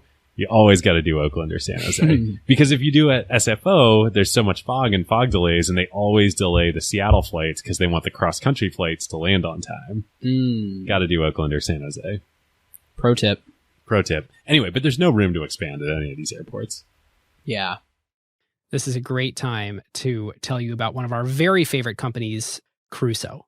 So Crusoe, as listeners know by now, is a clean compute cloud provider specifically built for AI workloads. NVIDIA is one of their major partners, and literally Crusoe's data centers are nothing but racks and racks of A100s and H100s. And because Crusoe's cloud is purpose-built for AI and run on wasted, stranded, or clean energy, they can provide significantly better performance per dollar than traditional cloud providers. Yes, we talked about that on our ACQ2 episode with Crusoe CEO Chase Lockmiller. The other element that makes Crusoe special is the environmental angle. Crusoe, of course, locates their data centers at stranded energy sites. So think oil flares, wind farms that can't use all the energy they generate, etc., and uses that power that would otherwise be wasted to run your AI workloads instead. Yep. Obviously, it's a huge benefit for the environment and for customers on costs since Crusoe doesn't rely on the energy grid. Energy is the second largest cost of running AI after, of course, the price you pay NVIDIA for the chips. And these lower energy costs get passed on to customers. It's super cool that they can put their data centers out there in these remote locations where quote unquote energy happens, as opposed to the other hyperscalers such as AWS and Google and Azure, who need to build their data centers close to major traffic hubs where the internet happens because they are doing everything in their clouds. Yep. If you, your company, or your portfolio companies would like to use the lower cost and more performant infrastructure for your AI workloads, go to crusoecloud.com/acquired. That's CRUSOE cloud.com/acquired, or click the link in the show notes. All right, let's move on to our next section. What tech themes does this illustrate for you? Yeah, this is a really interesting one. I debated a lot of ideas here, and it's ironic because this is not a technology acquisition. But I'm going to go with niche marketing. Again, even though we've been taking pot shots against this deal, both Virgin and Alaska before the merger really succeeded at this. Like in a crowded marketplace with lots of big platform players in the big national carriers, they found a niche. Alaska here in Seattle and with business travelers, and Virgin in San Francisco with, sort of quality of service and sort of style-minded customers. And they served it really, really well. And they grew very big businesses out of that. I mean, combined, obviously the price for Virgin at $2.6 billion. And I can't remember, what was Alaska's market cap before? So their stock actually went down on announcing the acquisition. It's about $10 billion now. About $10 billion. These are great businesses. And I think that same principle totally applies in technology, and people, especially startups, often overlook it. Like they try and go after, the Delta or the United or the Southwest on day one. They try and go after, Google on day one. You're not going to beat Google on day one. The way you're going to beat Google down the road is you start with a small audience, a small niche of people who love you passionately, and then you grow from there. And then you knock down, in crossing the chasm speak, the next bowling pin and the next bowling pin and the next bowling pin. And that's much easier to do in technology than it is in airlines. But the great thing about it is that, you're probably not going to become the next Facebook or Google. But if you knock down a couple bowling pins along the way, you're still going to become a really great and valuable company. And then maybe you get a chance to knock them all down and you will become the next, you will be Snapchat and become the next Facebook. Calling it here. There you go. That's a good point. Does that analogy also kind of apply to the brand loyalty aspect of airlines? Which they've, huge innovation. Yeah, they invented loyalty. In the inventing, the loyalty and the airline miles and status. Yeah. So you're postulating that they're, in order to are there loyalty, technology companies that have, probably not enough, there should be more, but that have taken that sort of loyalty aspect where, like, the more I use a platform, the deeper I get locked in because the more, airline miles I have on it, for lack of a better word. Yeah, I mean, totally. I think that everybody that has like done well at loyalty in the last 50 years has taken it from airlines. The question is, like, do you need to? OpenTable definitely did. Yeah. Quite successfely. Yeah. I guess I'm wondering, do you need to? That would be a great acquisition to cover at some point. OpenTable? Yeah. Yeah. I'll add it to the list. I'm trying to think about, like, is it necessary? Has something changed in the world where it's necessary to consolidate to keep loyalty? Because, like, does something exist now that didn't exist before where people only ever want to use one airline? or I mean, that's definitely the case in technology. Like, I think about, the power law and the power of network effects, like HipChat, right? Like 2 years ago, a bunch of our portfolio companies used HipChat, and some of them used Slack, and some of them used HipChat. And they would, I'd talk to people using HipChat and be like, you should really check out Slack. And they'd be like, we use HipChat, like, it's good enough. But then, like, as their friends at other companies got on Slack, and then Slack channels started popping up for, industry groups and whatnot. And then it was like, well, we should really think about moving to Slack. And like, then, this power law takes over, and being on, even if, I think Slack has done a lot of great product innovations, but even if they hadn't, you would be pushed to move towards it, even if you're on HipChat, because the rest of the world is on it. Yeah, and with Slack, I think that the network effect was because people were starting intercompany Slacks. So you would end up with I'm in this Slack that's like a social thing or an industry thing, and then it was like, I'm not going to keep using two separate applications. So like, does that apply here? Where I'm not going to maintain points at two separate loyalty programs, because that was always super annoying. I mean, there was a few startups that I was trying out that were trying to aggregate my loyalty programs for me, or at least help me keep track. And that was a kind of total pain. But to segue off of aggregator onto another technology trend, let's see if this. Let me think through this and see if this logic kind of follows. So sites like Kayak and Hitmonk and all these, Travelocity, Priceline, travel aggregators pop up. Yep. And that's 15, 20 years ago. And that effectively commoditizes airlines and compresses their margins, because people's loyalty to those airlines is shaken because they have an easy way to find cheaper prices. To price compare, so therefore margins are driven down because airlines get more commoditized, and when they're more commoditized and there's less profit to be had, even though they weren't making a lot of profit before, they need to consolidate to create a cheaper back office to take advantage of economies of scale. And now, if you're a smaller airline, the inefficiencies from you having a smaller operation could kill you. And so if you follow it all the way back to the online travel aggregators, does that sort of create the environment in which you need to have a bidding war for this acquisition so that you can be a more major player in a consolidated market? It's interesting. It feels a little bit, it's different because it hasn't fully become a digitized industry, but it's reminiscent of Ben Thompson's aggregation theory, right? Where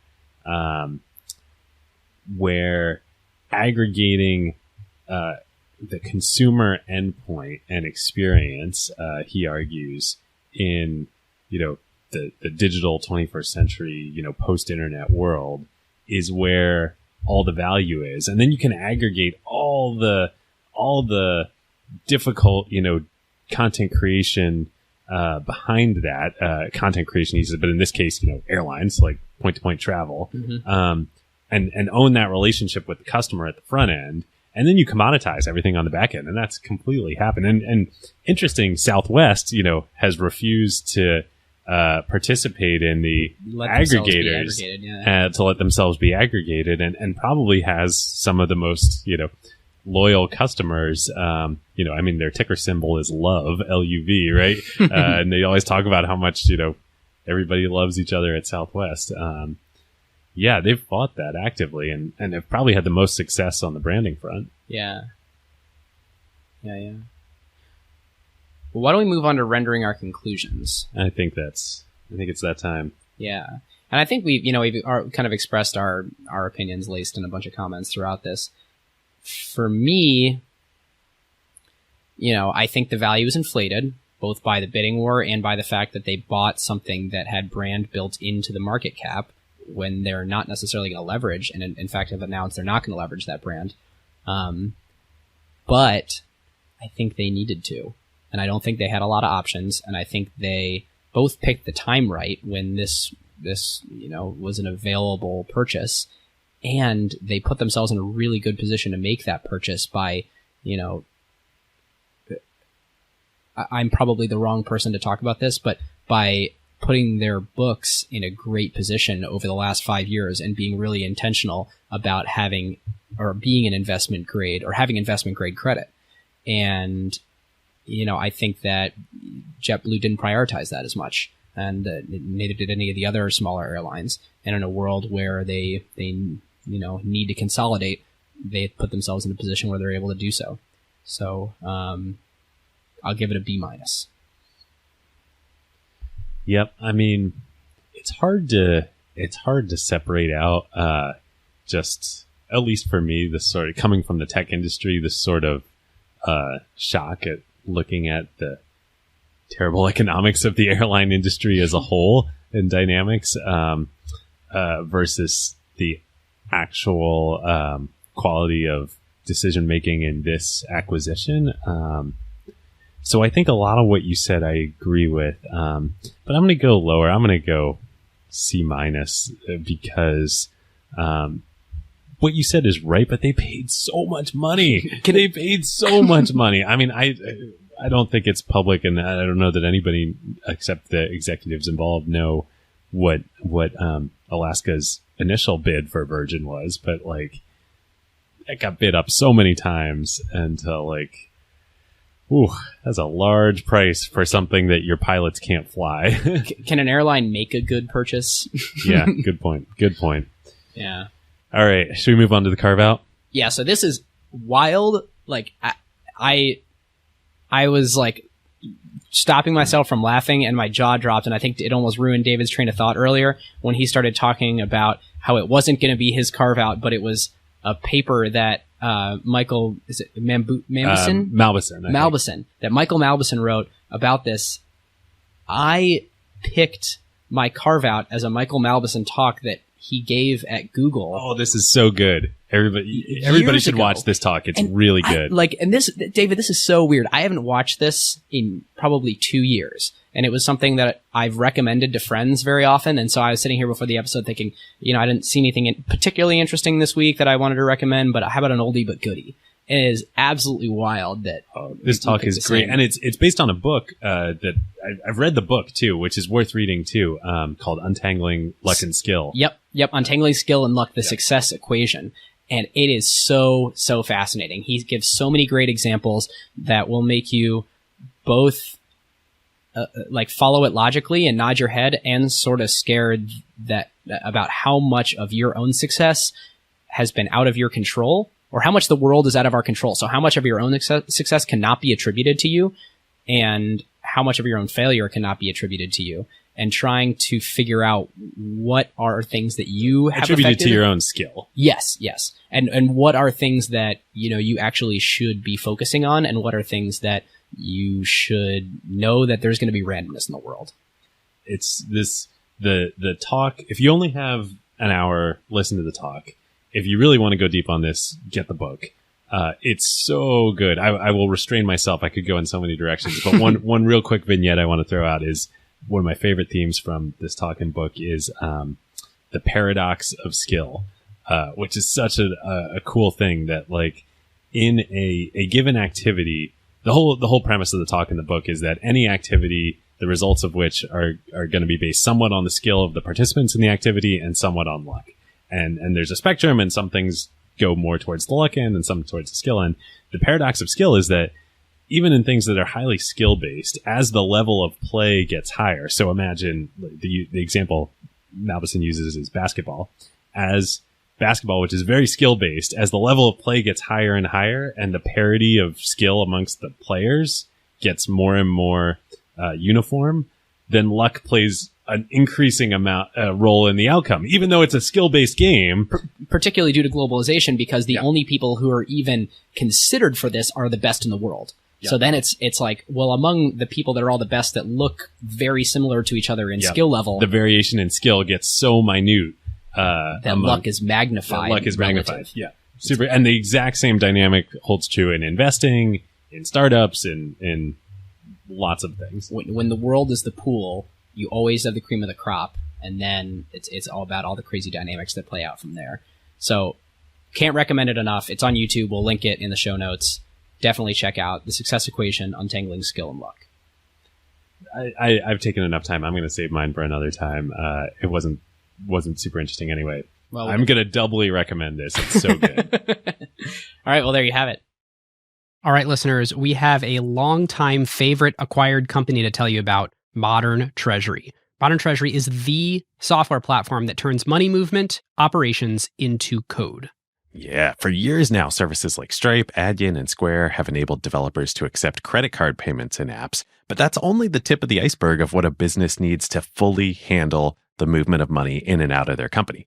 Those payment actions from Stripe and Adyen, et cetera, flowed through to ledger systems and then reconciliations, compliance verifications, and that's before any cash actually moves between institutions, which of course involves banking operations. Yes, their APIs, of course, work with Plaid, Stripe, Intuit, etc., but also with their incredible banking partner network with over 30 banks, meaning that for the first time, you literally can turn your banking operations at any of those institutions into software. This means faster payments, easy adoptions of new payment rails when they come out, like FedNow. It means automatic reconciliation and real-time financial data. This lets you move money at the speed of software, which, as we now know after the first half of 2023, being able to move money fast is very important. Yes, we love Modern Treasury so much. The founders and really the whole team have become close friends of Ben and mine, really back to when they first got started. And this is a very cool full circle moment that just happened. We just emceed their first big conference here in San Francisco, Transfer, which happened at the beginning of June. Yes, if your business involves money movement, be it a marketplace, fintech platform, real estate, lending, investing, or anyone who reconciles or moves money, go on over to moderntreasury.com/acquired and make sure that when you get in touch, you tell them that Ben and David sent you. Thanks for listening today. Again, if you have the time, please leave us a review on iTunes. Can't say enough how much it's important to the success of the show, and we love your feedback. So and if you want to receive episodes by email going forward, just sign up on acquired.fm, and we will. We're also now going to start publishing the show by email updates as well, if you prefer that channel. It's true, and you can give us feedback on the website or acquiredfm@gmail.com. See you later, everyone. Who got the truth? Is it you? Is it you? Is it you? Who got the truth now? Huh?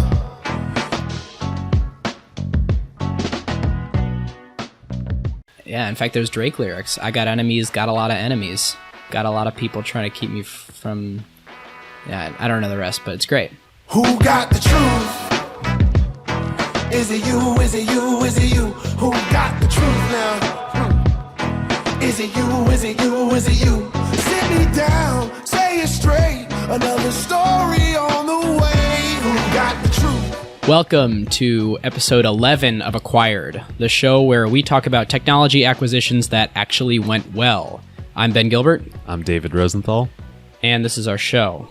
Today, we are talking about eBay acquiring PayPal. An older acquisition, one that kind of set the tone for a lot of modern technology acquisitions, changed the valley forever, birthed the PayPal mafia. Lots of great stuff to come. But first, wanted to remind you, if you have not yet and you like the show, would really appreciate a review on iTunes.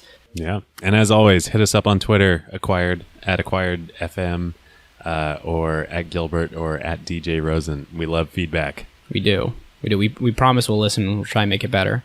We've heard rumors that audio was a little quiet in the past, so working hard to make sure that we release that at appropriate listening volume now. We're iterating. We are. We're a little startup ourselves. It's cute. Also, I apologize for the last month of no episode. We got some people saying, finally, a new episode. I had ACL surgery, but I'm a real human now, and I'm fully off the oxycodone, so we're back in action. Should know, Ben has been a real trooper here. We were recording last time. You were, 5 days post-surgery? Am I remembering that right? Yeah. That was, I was barely post-oxycodone. But, stay away from the narcotics, kids. That's my advice. All right, listeners, our sponsor is one of our favorite companies, Vanta, and we have something very new from them to share.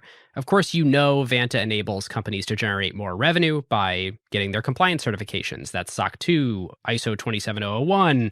But the thing that we want to share now is Vanta has grown to become the best security compliance platform as you hit hypergrowth and scale into a larger enterprise.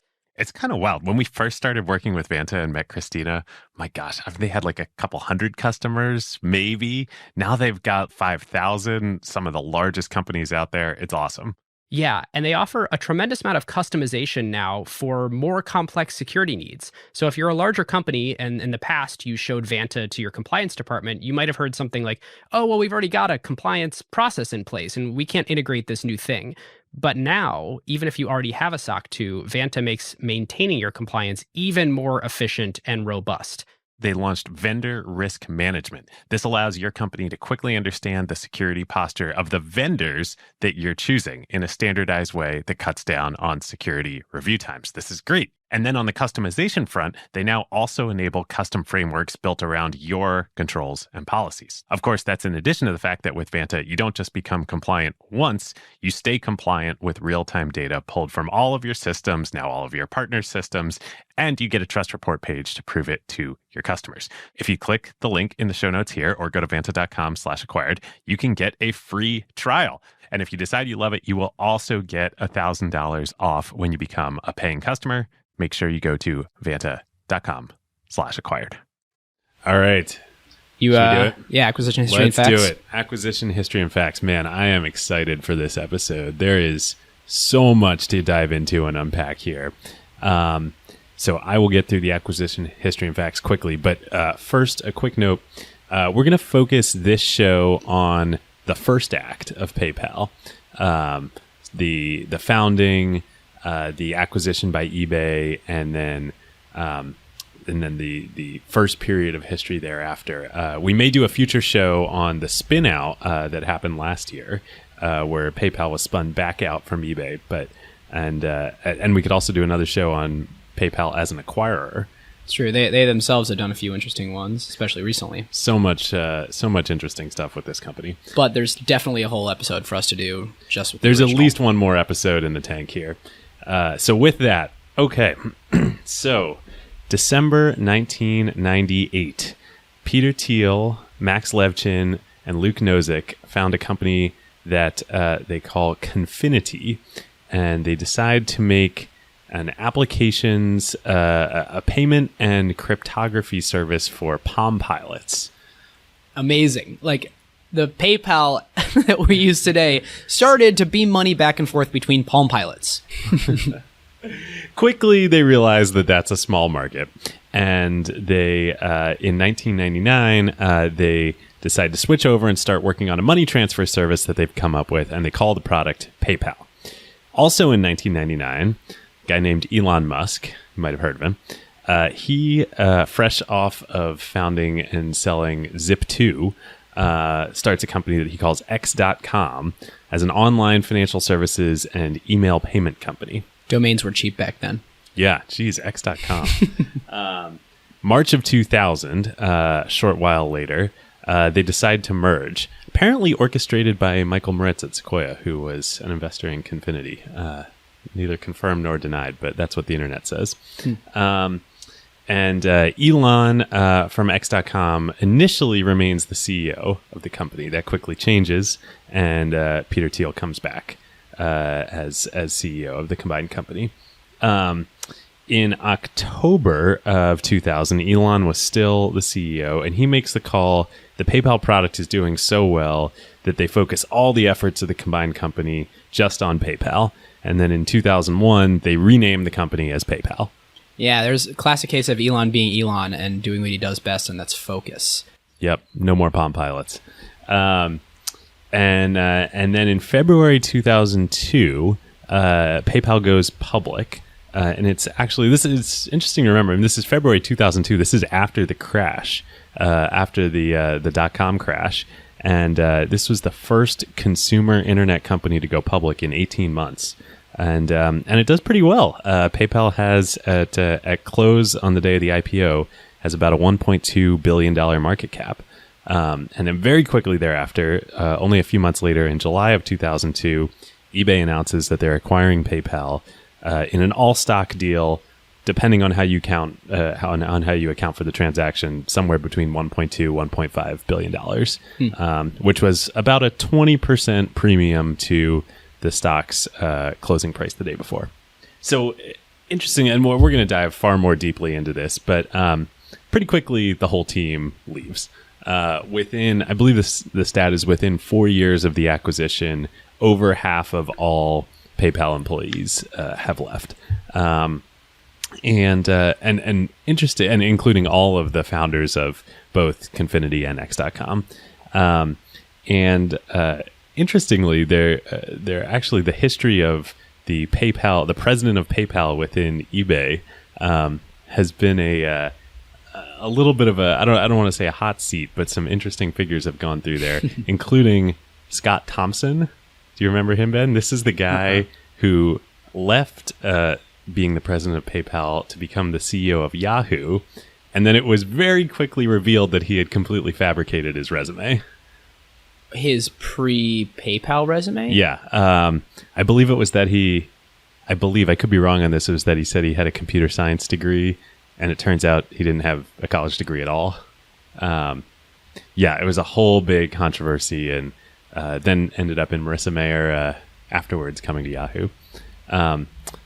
After him, David Marcus, who had actually come to PayPal from the acquisition of Zong, which was a payments company that he had founded, was the next president, and he is now running Facebook Messenger. Interesting.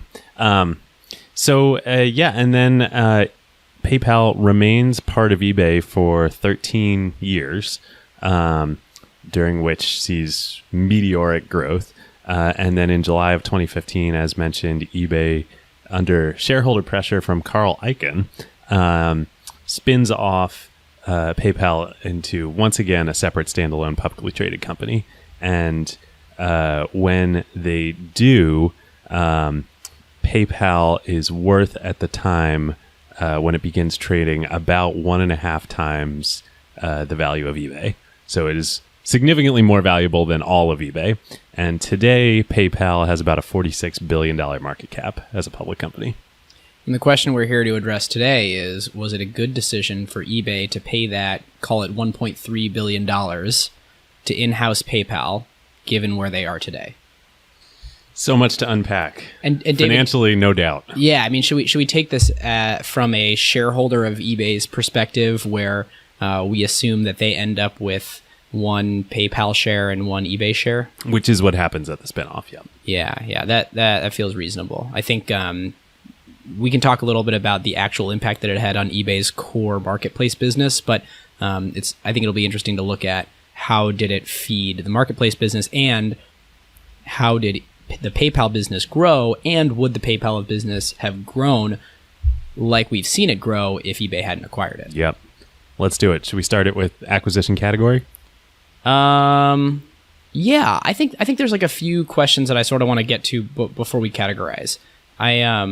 There's a few interesting nuggets in here. The biggest one that I think is interesting is eBay transactions generated 2/3 of PayPal's payment volume at the time of the transaction. So here's PayPal, where they finally have found product market fit because people seem to be using it all the time for this eBay thing. And, they're not really succeeding in peer-to-peer payments. They're getting embedded on some websites, but that business is largely fed by the fact that eBay sellers are using it on other websites that they operate. Yep. eBay's effectively their entire market segment and their distribution to get to new markets. And so what was Ben was mentioning to me a quote, was it a Peter Thiel quote that PayPal was essentially an app built on top of eBay? I thought maybe I read that somewhere. Yeah. Anyway, I mean, that's essentially what it was. Yeah. That's a precarious position for a company. Yeah. eBay was in-house building a very similar solution, and they were partnering with Wells Fargo. I think it was called BillPoint. And, in looking at kind of the way that eBay was facing decisions at this point was, okay, we love electronic payments on our platform. I think at the time of the PayPal acquisition, it was about a third. Let's see, 40% of eBay transactions. And Meg Whitman, who was the CEO at the time, said that she hopes that figure will increase dramatically. And so eBay's highly incentivized to make these really fast electronic transactions occur. They've built BillPoint in-house. It's an interesting sort of business on its own, clearly, as PayPal was demonstrating. And eBay faces this decision as, okay, 1 in 4 auctions on our platform are settled with eBay. They're pretty much entirely dependent on us. Settled with PayPal. Settled with PayPal. They're pretty much entirely dependent on us. Yep. We could buy them. We could build this thing in-house, which they did, called BillPoint. We could cut them off, but that exposes them to risk of regulatory pressure. Yep. So there's this interesting dynamic going on there where it's like a game of chicken. Like not to mention that this product that PayPal, that the PayPal team had built is really, really hard. Yeah, and the among other things, like the way that they actually got classified as not a bank, but I think a money transfer service. There's a lot of regulatory things that they did that were really hard, but from a product perspective, making people feel safe sending money over the internet when the internet is still this immature thing, and then actually backing it up with the fraud detection. I mean, there's bodies buried all over the place in these PayPal-like services at the time that didn't succeed because they couldn't keep a lid on their fraud detection. Yep, absolutely. And interestingly, which we'll get more into later, the core of PayPal's fraud detection technology became the inspiration for Palantir. Oh, interesting. I mean, I knew it was Peter Thiel, but it's is that like other people from? Yeah, some of the core engineers that worked on fraud detection at PayPal helped start Palantir with Peter Thiel, and a lot of that technology came from the fraud detection days at PayPal. Interesting. I mean, stuff. if you think about the types of jobs that machine learning is like uniquely qualified for, fraud detection is like right up at the top. Yeah. Acquisition. Should we let's move into category, and I think we can discuss a lot of these themes and unpack them as we go. Cool. So I'll go first with category. I'm gonna say business line here, but it's an accidental business line. I would, without knowing exactly what the eBay executives were thinking at the time, I could imagine that they thought about this as a feature acquisition almost. Payments are a critical, electronic payments are a critical part of our product and our marketplace. We've been trying to do this ourselves. These PayPal guys are doing it way better. We should just buy them and implement them as the feature on the site. And then over time, it turned out that was actually in and of itself a way bigger and better business than eBay itself. Yeah, it's interesting. I don't think eBay had tried to get into the peer-to-peer payment space. I mean, I think, it was a very Apple thing to do. It was we want to create the best user experience by making sure that we control all the key components of our product. And, I think... Which is crazy. To back up for a minute, at the time of the acquisition, you said about 40% of settlements on eBay were being done electronically. That's correct. In total. So that means 60% of eBay transactions were not settled electronically. Yeah, and I was trying to figure this out. Does that mean they're mailing checks around? I have no idea. That's crazy.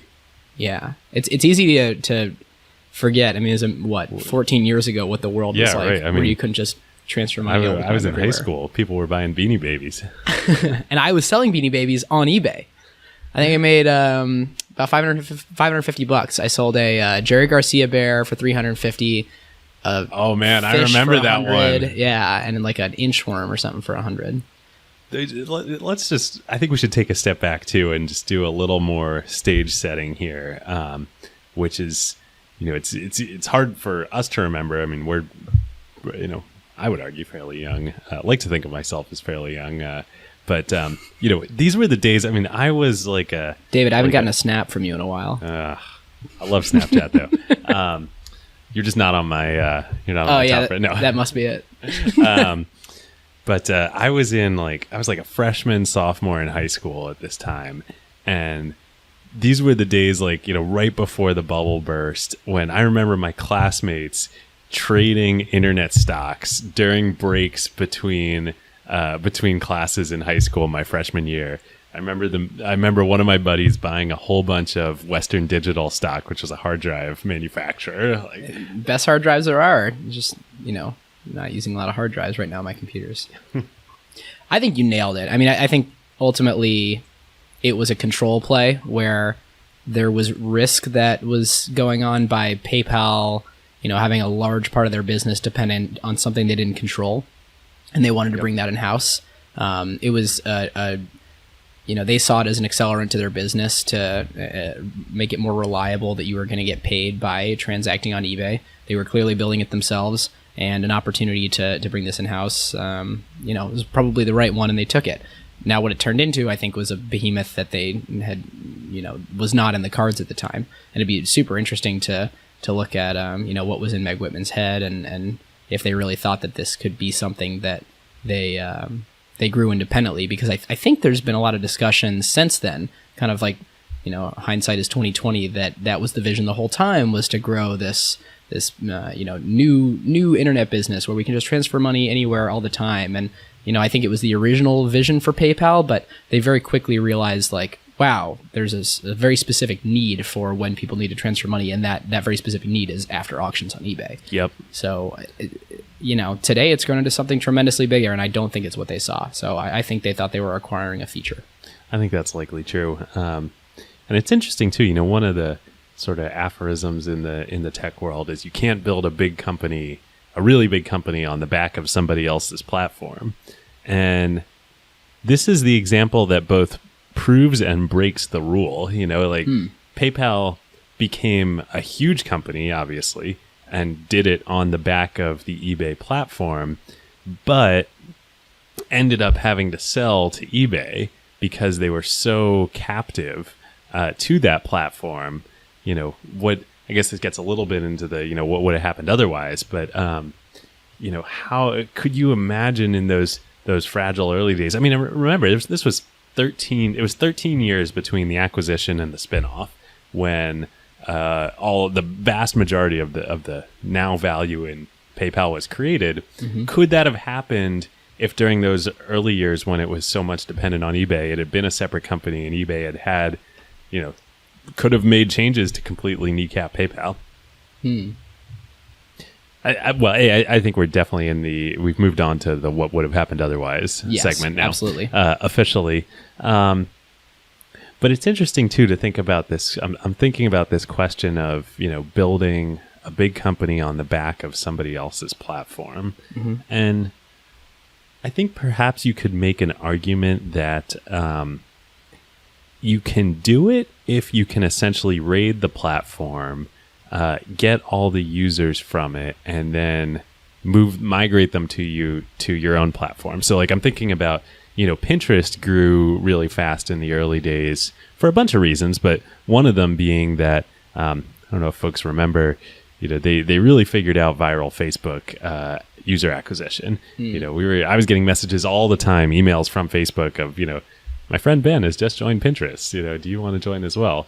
And those Pinterest was successfully able to migrate those users over to their own ecosystem. And now I'm thinking about PayPal back in those early days when it really was just eBay that was the primary use case. I don't think they were migrating anybody from using PayPal to settle their eBay transactions to then doing, peer-to-peer money exchange, which is the big business that PayPal's built over time. Yeah. But would they have been able to do that, successfully had they not been part of eBay? I don't know. Yeah, the companies that have done that well have been really sneaky about it and have like succeeded and flown out of being crushed like just in the nick of time. I mean, you even see like a good example is actually LinkedIn, right? They grew on the back of stealing your entire address book and then emailing everyone. Yep. And it only cost them like $100 million or something a few years later when there was a gigantic class action suit for doing that. And they're a real and successful company because they piggybacked off that existing network. Or think about Airbnb. There are a bunch of articles out there, and Airbnb doesn't talk about it that much, but definitely in the early days, they were auto posting to Craigslist and pulling a whole lot of both supply and demand out of Craigslist and onto their platform. Yep. But again, I think the key is you have to kind of exfiltrate the users and then keep them captive within your own ecosystem. Right. And I was young at the time, but I don't necessarily remember ever, like, PayPal only existed to me when I was, again, selling Beanie Babies and then Boy Scout patches on eBay as my way of transacting on eBay. It never really seemed like the purpose of it was to anything else. Yeah. Interesting. So had eBay not acquired PayPal when it did, PayPal was a public company. What would have happened to both companies? So maybe we've just been talking about PayPal. Perhaps would have been hard for eBay could have made life really hard for them. What about eBay? You were talking earlier about what's the value that PayPal brought to the eBay marketplace. Mm-hmm. Well, similarly, could PayPal have made life hard for eBay? Could PayPal have done something where... Could they have started their own marketplace attached to PayPal? Oh, wow. Yeah, that seems like... It almost seems far-fetched. It's like... It's such a different and large business. Yeah. I don't think PayPal had a whole lot of power over eBay, other than if they went away, maybe people would have been kind of uncomfortable with the electronic platform that eBay was providing because it wasn't as secure yet, but I bet eBay would have figured that out pretty quick. Imagine you can, I think this is a slim scenario, but you can imagine a scenario where PayPal finds a different market besides eBay. Mm-hmm. The money transfer one that they've grown into today, which people eventually did become very comfortable with, but were uncomfortable at the time. Yep. So they probably would have had to ride out some tough times for a while if they had moved away from eBay. And eBay maybe doesn't figure it out and figure out the fraud detection, and then people are uncomfortable transacting on eBay and they never get everyone onboarded to their own payment platform, and people don't like using eBay because they still have to use an analog system, and then someone comes along and builds it. All feels far-fetched. Actually, the more I talk about it, it's like they would have figured it out. Actually, before that, PayPal just never would have moved away. That was the cash cow. That was their finally they had found product market fit in this in being effectively like a vendor or a supplier for probably a vendor for eBay. So what would have happened to eBay? I can't imagine a scenario where eBay doesn't win here.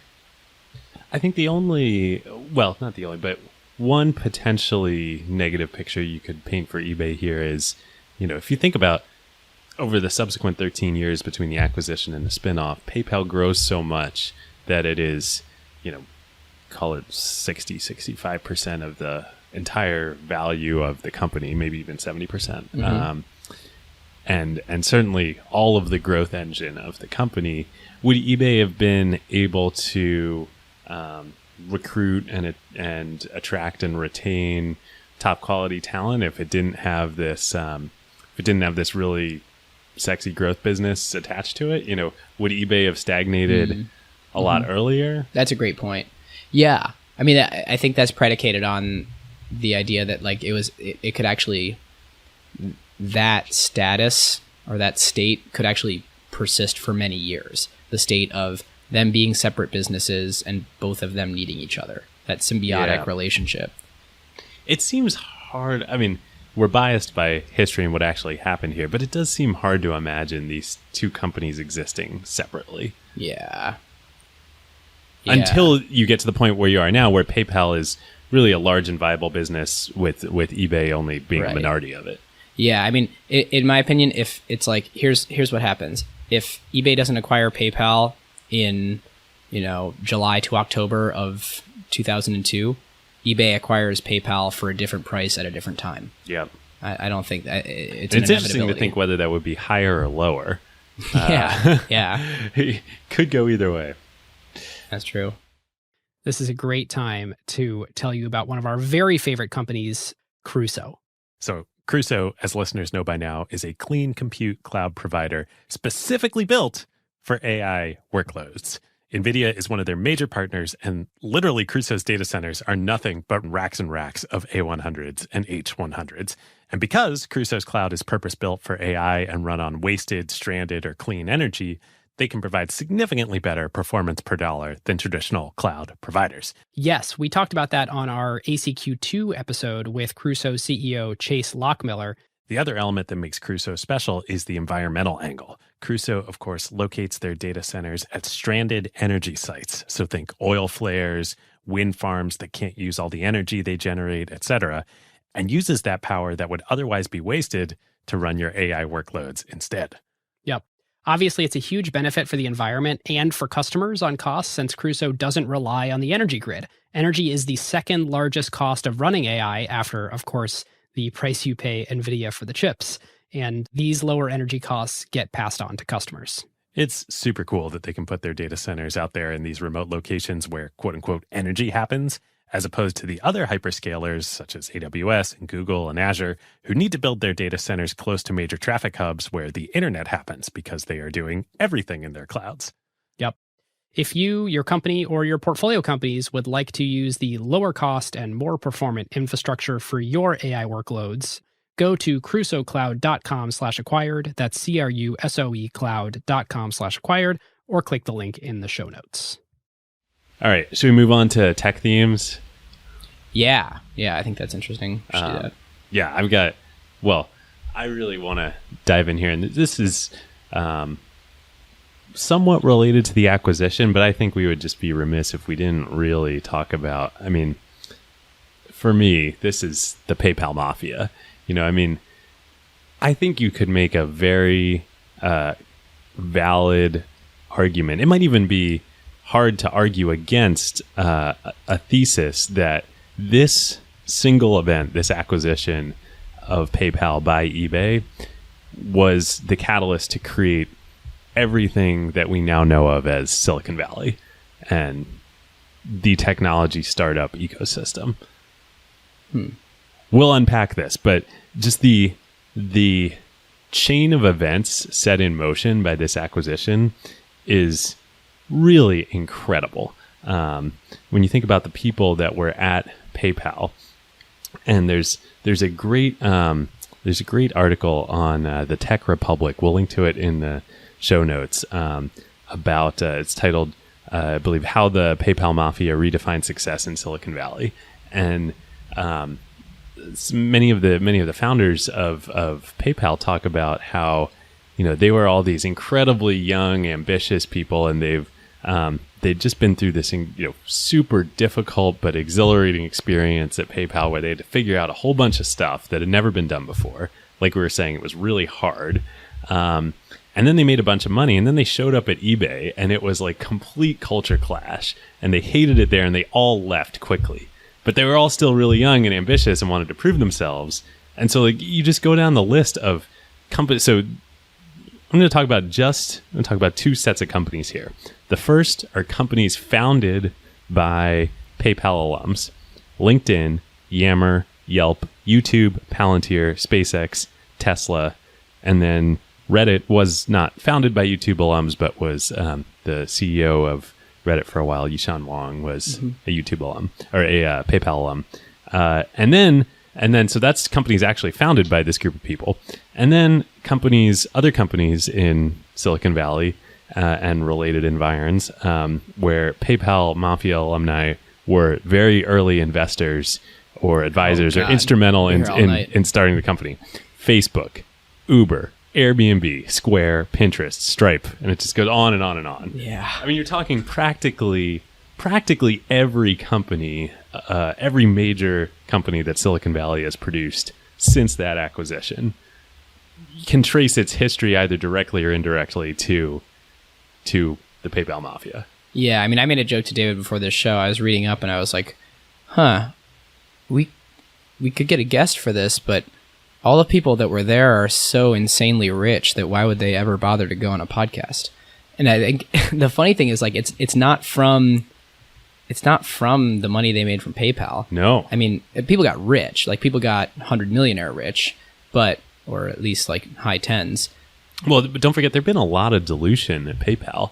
I mean, they'd raised, I believe, $180 million. I think that includes the capital they'd raised in the IPO. There'd been a merger of companies. There were lots of founders. I mean, there's no way that individually any of those people became hugely filthy rich after that acquisition. Yeah, it was more about what a whole bunch of really smart people recognized and did after that, and opportunities that they saw because of the way that they grew PayPal. I mean, PayPal actually, this is a good segue into what I was thinking about. PayPal sort of invented a lot of the paradigms that we see in startups today. Absolutely. I mean, the first one, they were the first business to do the whole, if you invite a friend, you get free money thing. And it's like sort of free money now. Like, oh, cool, if I invite a friend to Uber, I get $15 in my Uber account. Like, PayPal literally gave you $1. Yep. $1, $5. They literally gave you money. It was like, they would email their friends and be like, congratulations, you have free dollars. They invented viral acquisition. Yeah. So, I mean, I was just talking about the company founding and investing part. Let's talk now about the actual strategy, tactics that are just now commonplace. They basically invented growth hacking. So, viral user acquisition, embeds. You could embed. PayPal was one of the first, if not the first app that you could embed in other web apps. And think about, a direct company outcome progeny of PayPal was YouTube. And how did YouTube succeed? It was embeds. So funny. I have a good story here. I built a website for my buddy Nils. Nils, if you're out there listening, I'm going to name you, where we were selling t-shirts, and I was a super early web developer, and I didn't know a lot of the best ways to do an online storefront. And the way that we built out this t-shirt website was by generating a unique PayPal button for every SKU.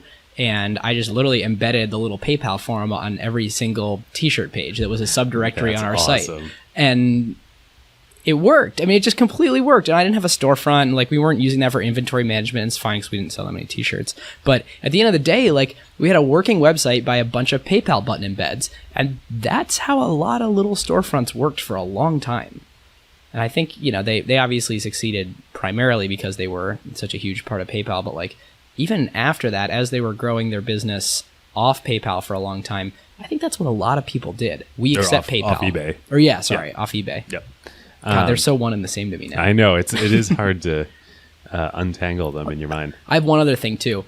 Me too, but go ahead. All right, I'll take this one. The interesting thing about payments are something that we see in advertising today, a parallel I'm going to make between the two. We've been talking a lot over the past 10 episodes about the rise of Facebook and Google as ad platforms and stealing a lot of the advertising spend away from non-social ads, so display ads, and understanding that brand advertising in particular and online advertising as a whole is a winner-take-all type market where you really need scale before you can rival the big guys now, because there's such excellent targeting that you have to be able to choose any bucket that could be incredibly narrow, tap dancing, 24-year-olds in Washington named Ben, and not named Ben, but but Facebook could find those people. Right, and have a deep enough well.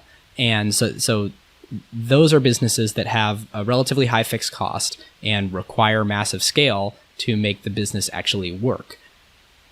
Payments are sort of the same thing. I mean, PayPal really needed massive volume before they could have wide adoption, and they have an incredible flywheel where every person that has a PayPal account can be a sender or a receiver of money and becomes comfortable using the platform. So the first time they get someone to send or receive money once, they make everyone else's experience more valuable. So it's a scale platform where it has completely razor thin margins, right, on payments, and really large fixed costs, especially in those days where they were building data centers and they'd need huge volumes to make it work.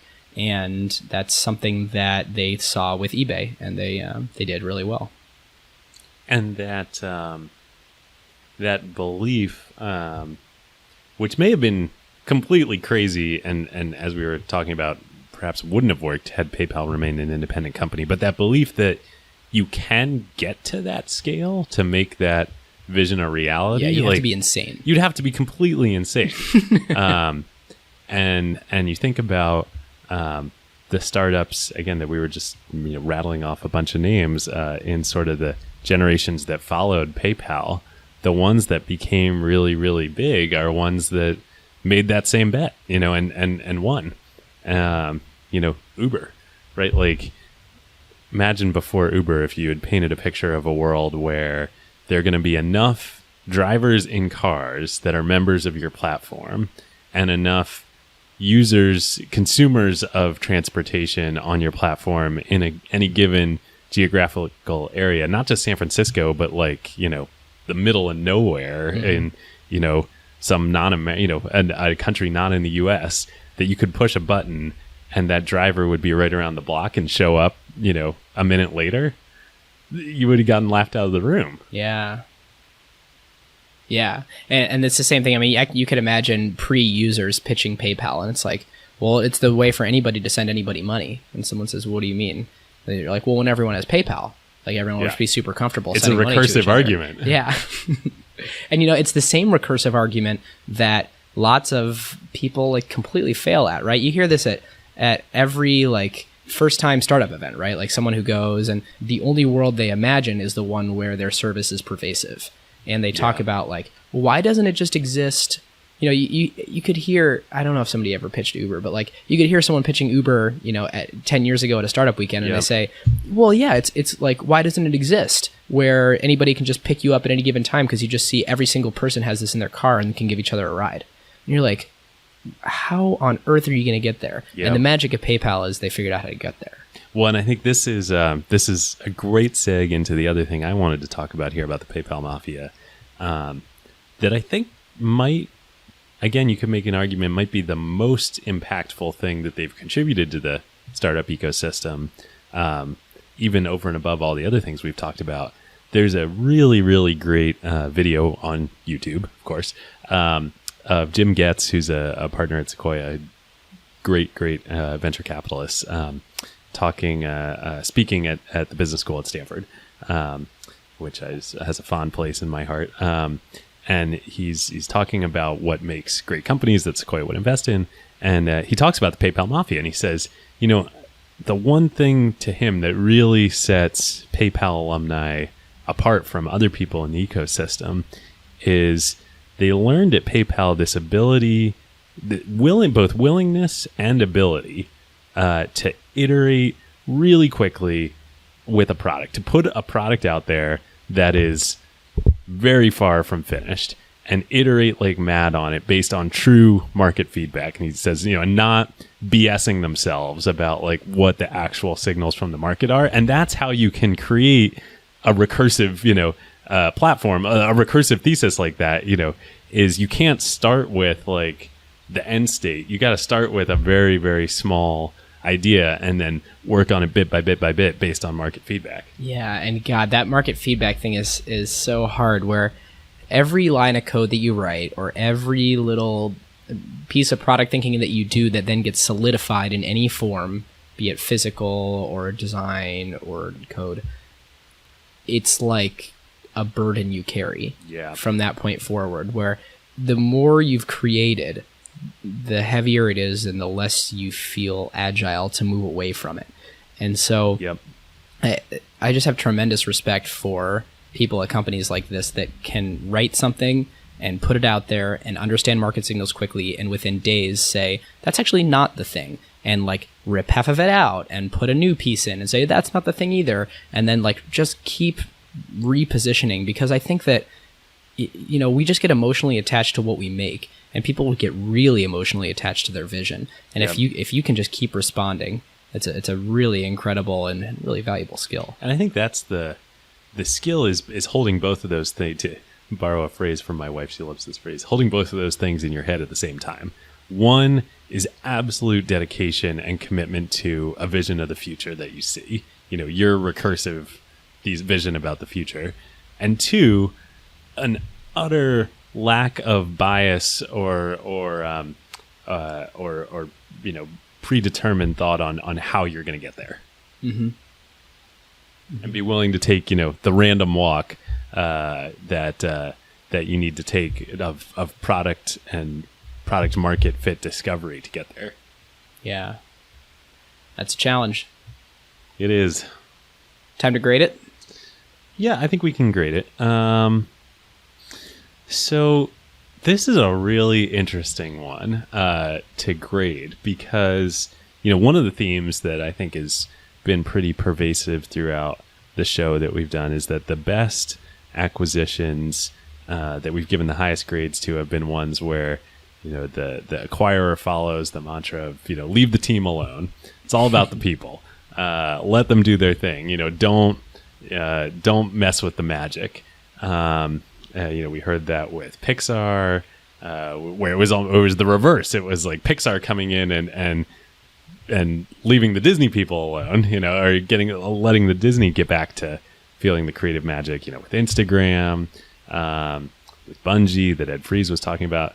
This is a total opposite. Like eBay comes in and really mucks around and everybody leaves. And I wonder if that's just characteristic of the time period. I mean, other acquisitions that we've like ripped apart have that characteristic too from that time period where it's all about integration. It's all about, great, we like your product. Now it's time to, move to the beat of our drum.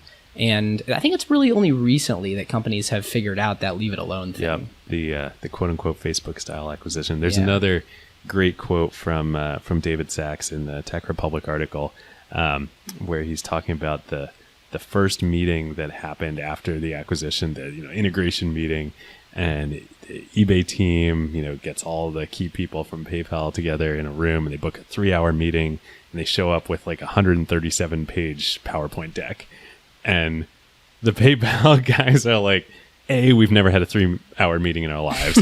B, what is PowerPoint? And at the end of it, David Sachs says, man, we're going to have to, if we stay here, we're going to have to create a whole new department just to do PowerPoint, just so that we can communicate with these guys. Oh, man.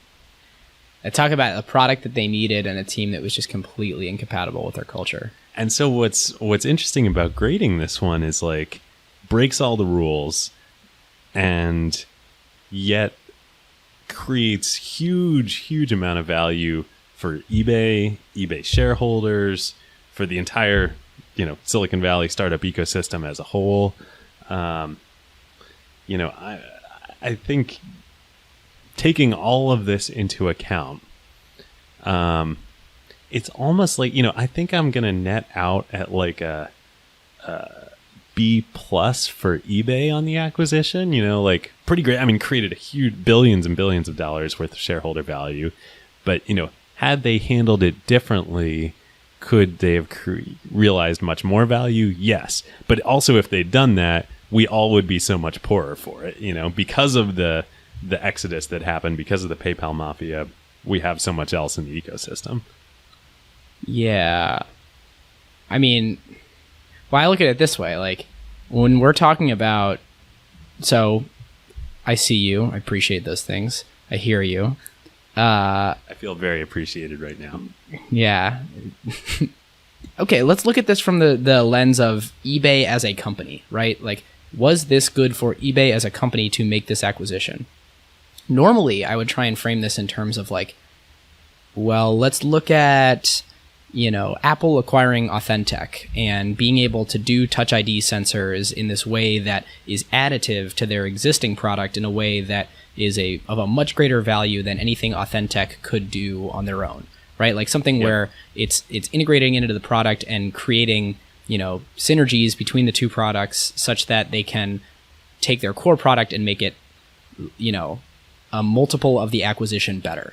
In this case, like, I don't know that it added tremendously to eBay's marketplace. And actually, there's a point that Keith Rabois points out where they had visibility into eBay's growth, and they predicted that eBay's growth was going to plateau, and that they actually needed to make the sale because they were like, we don't have a different growth strategy yet, and people are going to be concerned. We're a public company. People are going to be concerned about us if our we're solely dependent on eBay, and their growth is plateauing. What we've seen, eBay is indeed a major company.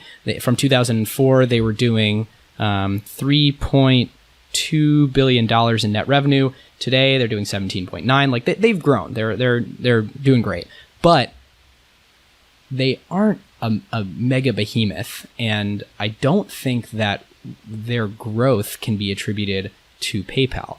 However, we're looking at this through the lens of a person who owned PayPal or eBay stock at the time of the acquisition. Like, was it good for eBay as a corporation to do this? Holy crap, absolutely. Absolutely. Like eBay grew like a weed and grew to be larger than their existing business. So, as a company, it was a killer bet because effectively they acquired a product that gave them an entire second business line when their initial business line wasn't going to be the thing. This is an A+. Like, this is... Yeah, it's interesting. It's like, if you were to... If our projection, let's assume it's correct, that eBay executives at the time weren't thinking about this as a business line, were thinking about it as a, feature technology acquisition, then, yeah, maybe my B+ rating would hold. But in terms of like, this is the actual financial outcome, right? Massive home run. Not to mention all the ancillary benefits to the whole ecosystem, as we've been talking about. Yeah. I mean, the eBay acquisition was generally good for the world, right? It's generally good for the United States in terms of GDP. Well, what's good for General Motors is good for America. Ain't that the truth? Cruise acquisition coming in future episodes, man. Perhaps. I hope so. Yeah. I mean, I'm trying to think of other examples where, it's almost like how we rated the Pixar. Well, no, because that actually did feed back into the Disney business to reinvigorate that and make it great again. What other examples can you think of a company that was flying high at the time, made an acquisition, and then it turned out that company's core product was like, not going to be the thing for that company, and then they acquired like a mega giant, or to be mega giant that they, and they certainly propelled it there. I don't think eBay would, or I don't think PayPal would have done this on their own. I think that at some point, like we talked about, they were going to get acquired. But it's interesting. I mean, gosh, maybe Instagram. I mean, jury's still out on that. Yeah, although to check in on our previous numbers on that, they I think it's yet another analyst report. I don't think we have hard numbers on this, but it's predicted to do $3 billion in revenue this year. I just saw a thing, on a $1 billion acquisition a couple of years later. Man, not too shabby. That was a great buy. Yeah. Not without its challenges, though. I mean, No. It's interesting that we could do an episode at some point on Snapchat, on the failed acquisition of Snapchat. Yeah, we should do that. That would be a fun one. Yeah. And we could compare and contrast Instagram and Snapchat. We could. But until then, do you want to do the carve out? Oh, yeah, carve out. Let's do it. All right, sweet. You want to go first? I do. So, since we know you guys like listening to podcasts, I felt like I should pick a podcast. And this week was an incredible episode of the Bill Simmons podcast to follow up my my recommendation to read The Ringer. He had Chris Sacca on. Oh, nice. And it was Worlds colliding. It was so great. Yeah, because Bill's just like killer journalist. I mean, like, he has a written interview with Obama. I think it was in GQ. That's just awesome. Like Bill can talk about sports. He can talk about politics. He can talk about technology.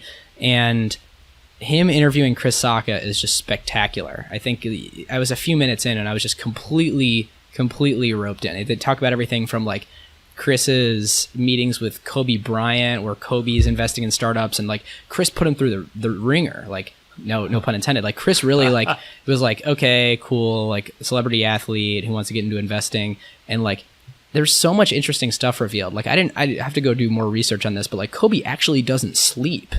Like, Kobe, they reveal is like a dude that I'm sure he maybe sleeps like a few hours or something, but like the way they describe it is like the dude, his day life, and then all night he was staying up reading and trying to like learn and go through the exercises of everything that Chris gave him. So there's this Kobe segment. They talk about the founding of Uber and like the jam sessions when they're sitting around and how all that fell into place. Talk about early days at Twitter, about bets that Chris made, about when Chris was dirt poor and then started day trading and made $4 million in day trading stocks and then lost it all and then went into massive debt. And then the whole, it's just like, it's an awesome episode. So I'll link it in the show notes, but the Bill Simmons podcast featuring Chris Sacca is excellent. Excellent. I'm going to have to give that a listen. Yeah. So my carve out for the week, caveat that I'm only about a third of the way through it, but is a book that came out a couple years ago that had been on my reading list, and I finally got around to, thanks to the magic of audiobooks, a book called Anti-Fragile by Nassim Taleb. I just finished The Black Swan. Oh, nice. So this is my first Nassim Taleb book, and I wanna read the rest of them after this. It is excellent. What do you think of The Black Swan? It was good. Like a lot of books like that, I felt like the first half covered it. Yeah. But like really interesting. I highly recommend it also. Well, what's interesting, not having read The Black Swan yet, but a couple things about Anti-Fragile. One, Nassim is he's like a baller. Like, he's hilarious. I mean, he's incredibly smart, but he writes he's also got like a giant ego and writes this is a guy who just does not give a crap about anything. His ego shows through quite a bit in Black Swan too. Yeah. But what's interesting is he actually, so the whole thesis of Anti-Fragile is that there's this, it reminded me a lot of 0 to 1 and a fittingly for this episode, a Peter Thiel idea about, the idea of secrets, that there are these things about the world that are like fundamental laws that govern it that just people don't understand or realize. And so Nassim talks about this concept of anti-fragility, that we know about things that are fragile. And for millennia, people thought the opposite of fragile was robust. Things that, are durable and don't break when exposed to stress. But it turns out that's just a neutral thing. The opposite of fragile is something that gets stronger when exposed to stress. And so an example would be the human body to a certain extent. You exercise and you get stronger. Another example would be also within biology, the concept of vaccines, where being exposed to a small amount of a toxin or a poison or a virus will then make you stronger against the virus. Anyway, and if you start looking at the world this way, there are all these examples of this. And then yet another example, bringing back to Nassim's ego, he says, actually, information is anti-fragile, if you think about it. And he's like, what's the best way to get your message heard by as many people as possible? You should tell everybody it's a secret. and then you should try and make it as controversial as possible, and you should try and get as many people as possible to hate on you, because then people are going to hear about it, and it's going to be really interesting, and people are going to want to read about it.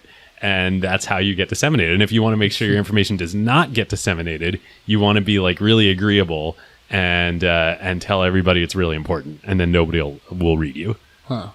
And it's so interesting because it's probably a very uncommon thing, because we as humans, I think it's a defense mechanism, and it's something that we use to stay alive, but we don't like it when people don't like us. And exactly. We don't like it when, people want to lash out against us. So we're very disincentivized to make enemies. And think about even your carve out, well, the PayPal guys and your carve out, all these people, Chris Sacca, Kobe Bryant, Bill Simmons, all the PayPal, mafia, they were, not only did they not care when people didn't like them, they embraced it. All right, listeners, we have a longtime favorite acquired company to tell you about, Modern Treasury. Modern Treasury is the software platform that turns money movement operations into code. Yeah, for years now, services like Stripe, Adyen, and Square have enabled developers to accept credit card payments in apps. But that's only the tip of the iceberg of what a business needs to fully handle the movement of money in and out of their company. Those payment actions from Stripe and Adyen, et cetera, flowed through to ledger systems and then reconciliations, compliance verifications, and that's before any cash actually moves between institutions, which of course involves banking operations.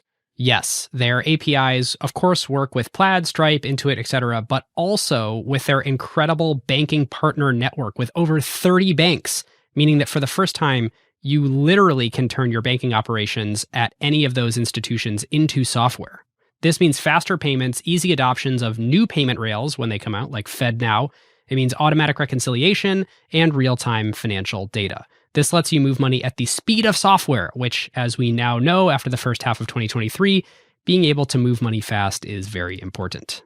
Yes, we love Modern Treasury so much. The founders and really the whole team have become close friends of Ben and mine, really back to when they first got started. And this is a very cool full circle moment that just happened. We just emceed their first big conference here in San Francisco, Transfer, which happened at the beginning of June.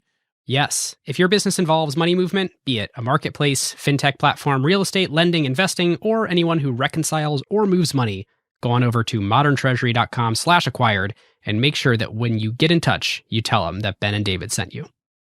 All right, everyone. Thanks for listening. If you get a chance, we'd love if you could rate us on iTunes. And have a great day. We'll see you next time. Who got the truth? Is it you? Is it you? Is it you? Who got the truth now? Huh?